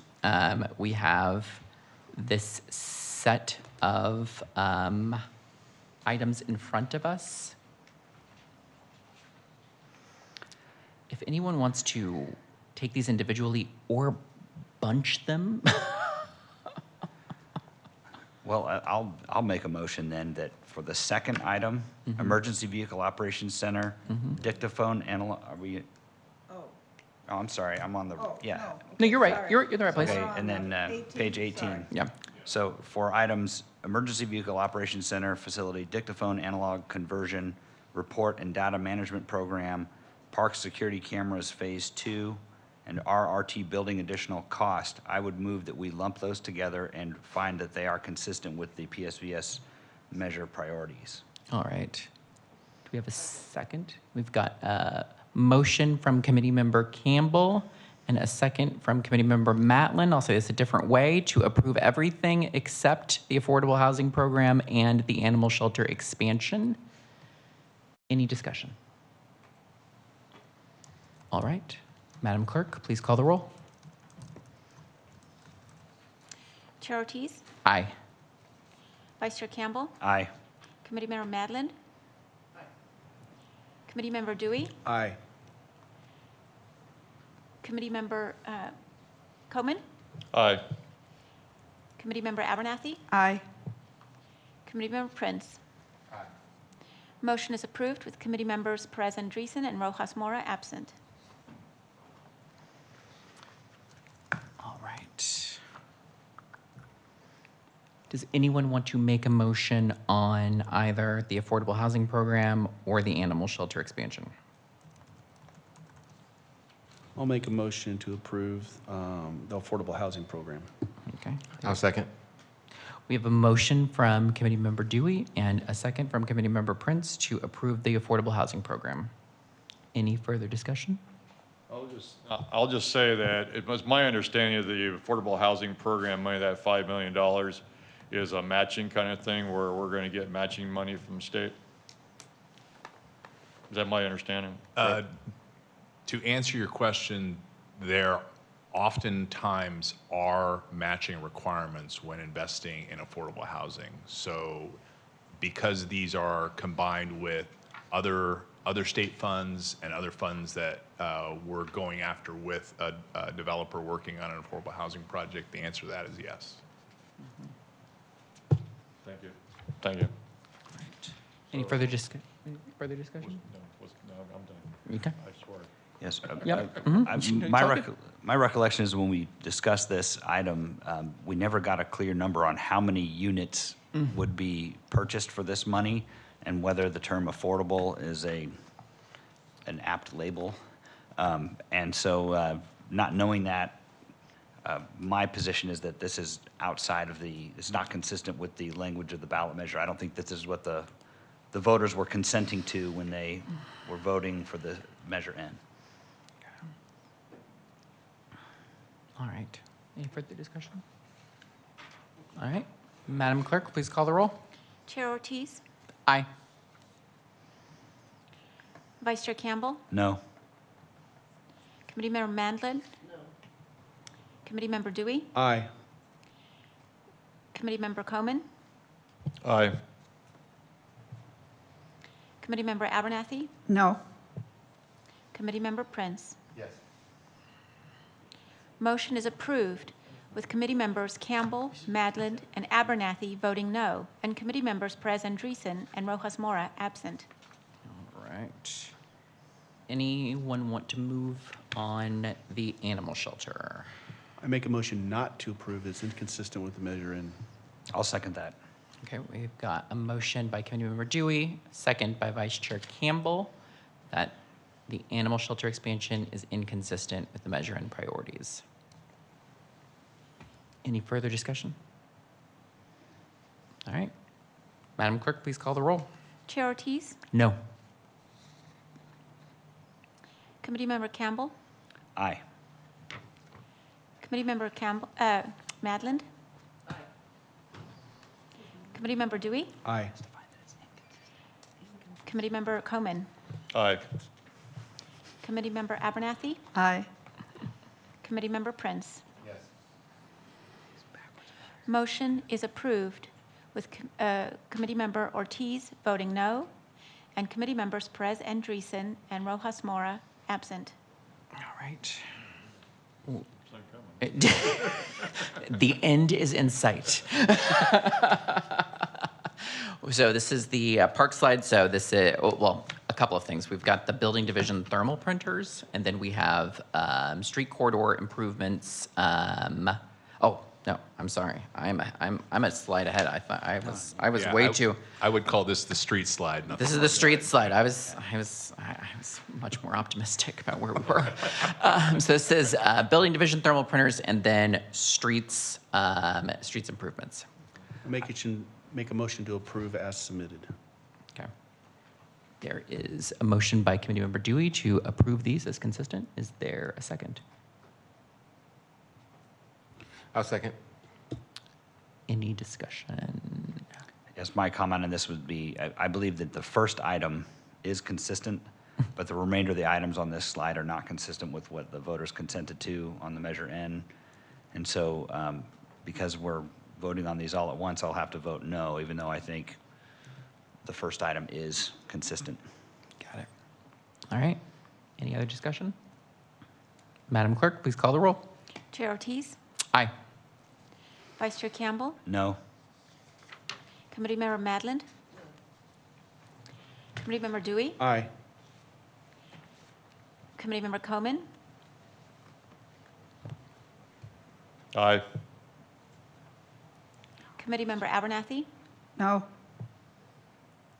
Committee Member Prince. Yes.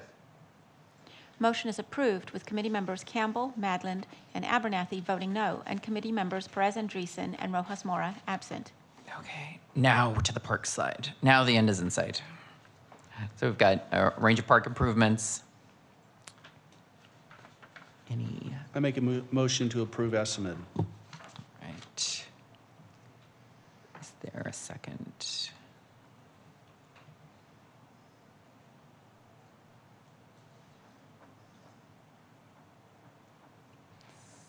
Seeing none, motion dies for lack of a second. Is there an alternative construction here, or do we prefer to just move on? I would move that we find this entire slide inconsistent with the priorities of Measure N. Okay. Is there a second? Second. Okay, there is a motion by Vice Chair Campbell, a second by Committee Member Abernathy that all of the items on this slide are inconsistent with Measure N priorities. Any discussion? I would just like to comment that I'm not suggesting that these are unworthy expenditures. I actually think a lot of these are good ideas. I enjoy the parks. I told our Recreation and Parks Director that that's probably my favorite department in the city. But what we're voting on here is whether this is consistent with Measure N, and with the comments that I made previously, my position is that none of these items are consistent with Measure N's priorities. Any other discussion? I'll recognize myself for just a second. I think most of these items are consistent with the measure. As I was very clear during our last discussion, I do have issues with the neighborhood monument renovation component, and would prefer that there were some policies around that before we started to fund that, because I think it would be a bit of a slippery slope. So I will vote no on the motion. Any other discussion? Madam Clerk, please call the roll.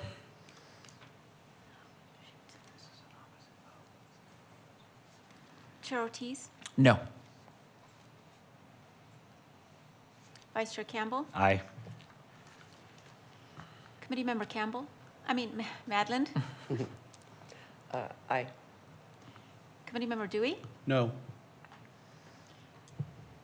Committee Member Coman, Yes. Committee Member Abernathy, Aye. Committee Member Prince. No? Motion passes with committee members Ortiz, Dewey, and Prince voting no, and committee members Perez Andreessen and Rojas Mora absent.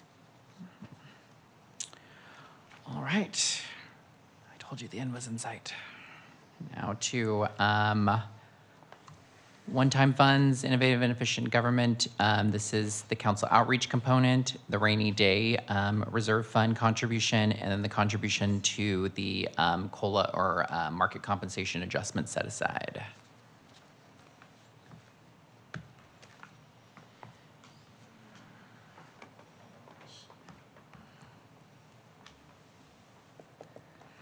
I will move that the second item, the city rainy day cash basis reserve fund, I would move that we make a finding that that is consistent with the Measure N priorities. All right. And I would second that. We've got a motion by Vice Chair Campbell and a second by Committee Member Coleman that the rainy day cash basis reserve fund contribution is consistent with the measure. Any further discussion? Madam Clerk, please call the roll. Chair Ortiz, Aye. Vice Chair Campbell, Aye. Committee Member Madland, Aye. Committee Member Dewey, Aye. Committee Member Coman, Aye. Committee Member Abernathy, Aye. Committee Member Prince. Aye. Motion passes with committee members Perez Andreessen and Rojas Mora absent. Any other action to be taken with these items? I make a motion to approve the market compensation adjustment COLA. Is there a second? I'll second. All right. Is there any discussion? I plan to vote yes. I agree wholeheartedly with Vice Chair Campbell's discussion about How are we going to track in the future and know what is truly PSVS funded versus general fund funded, and what is the plan for that? So I'd encourage the city and your budget development to think about these issues and look down the road. But we have to recruit and retain the best staff, and so I plan to vote yes. Any other discussion? I would simply comment that we don't know exactly what is going to be needed, and so it's hard for us to say whether this is consistent with the PSVS priorities. It could be that the study determines that there's some city employee in a department and some whose employment, the scope of their employment doesn't involve any of these priorities. So that could be something that's definitely within PSVS, and it might not be. My preference would be to see that money put into the rainy day fund and then brought up later, rather than appropriated by the council now for some unknown expenditure. But those are my comments. And that would echo my thoughts on that. It seemed like a swag number in the first place. I don't know that it was anything scientific about the way it was created. And it encompasses all the employees of the city. And I don't think that's a proper use of the PSVS. I would be supportive of putting that in the rainy day fund for future consideration, but I can't support that at this time. All right, any further discussion? Labor prices are dictated, by the market. I don't know that we need to spend $3 million to figure out. You darn sure know when you're underpaying and when you need to recruit, and that money could certainly be used towards solving those problems. Well, and that's what it's for. So it's not for the study. It is actually, it would go towards compensate. It would go directly towards compensation. Oh. So that they're awaiting a study, and they're trying to basically have resources available. So when they have the results of the study, if they need to make adjustments, there is actually funds available to make those adjustments.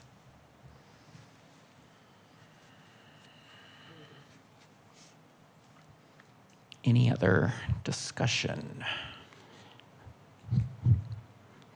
All right, Madam Clerk, please call the roll. Chair Ortiz? Aye. Vice Chair Campbell? No. Committeemember Madland? Committeemember Dewey? Aye. Committeemember Coman? No. Committeemember Abernathy? No. Committeemember Prince? Yes. Motion fails with committee members Campbell, Madland, Coman, and Abernathy voting no, and committee members Perez Andreessen and Rojas Mora absent. Are we just gonna let the postcards lie? I would move that Deserve a motion. I move that we make a finding that the council outreach customer service postcards are not consistent with the PSVS priorities. Second. We've got a motion by Vice Chair Campbell, a second by Committee Member Abernathy, that the postcards are inconsistent with the measure. Any discussion? Madam Clerk, please call the roll. Chair Ortiz? Aye. Committeemember Campbell? Aye. Committeemember Madland? Aye. Committeemember Dewey? Aye. Committeemember Coman? Aye. Committeemember Abernathy? Aye. Committeemember Prince? Aye. Motion is approved with committee members Perez Andreessen and Rojas Mora absent. All right. Don't pack up yet. No, just kidding. Next item, please. Commissioner comments. Is there any comments from my colleagues on the dais? All right. With that, we stand adjourned at 2:01.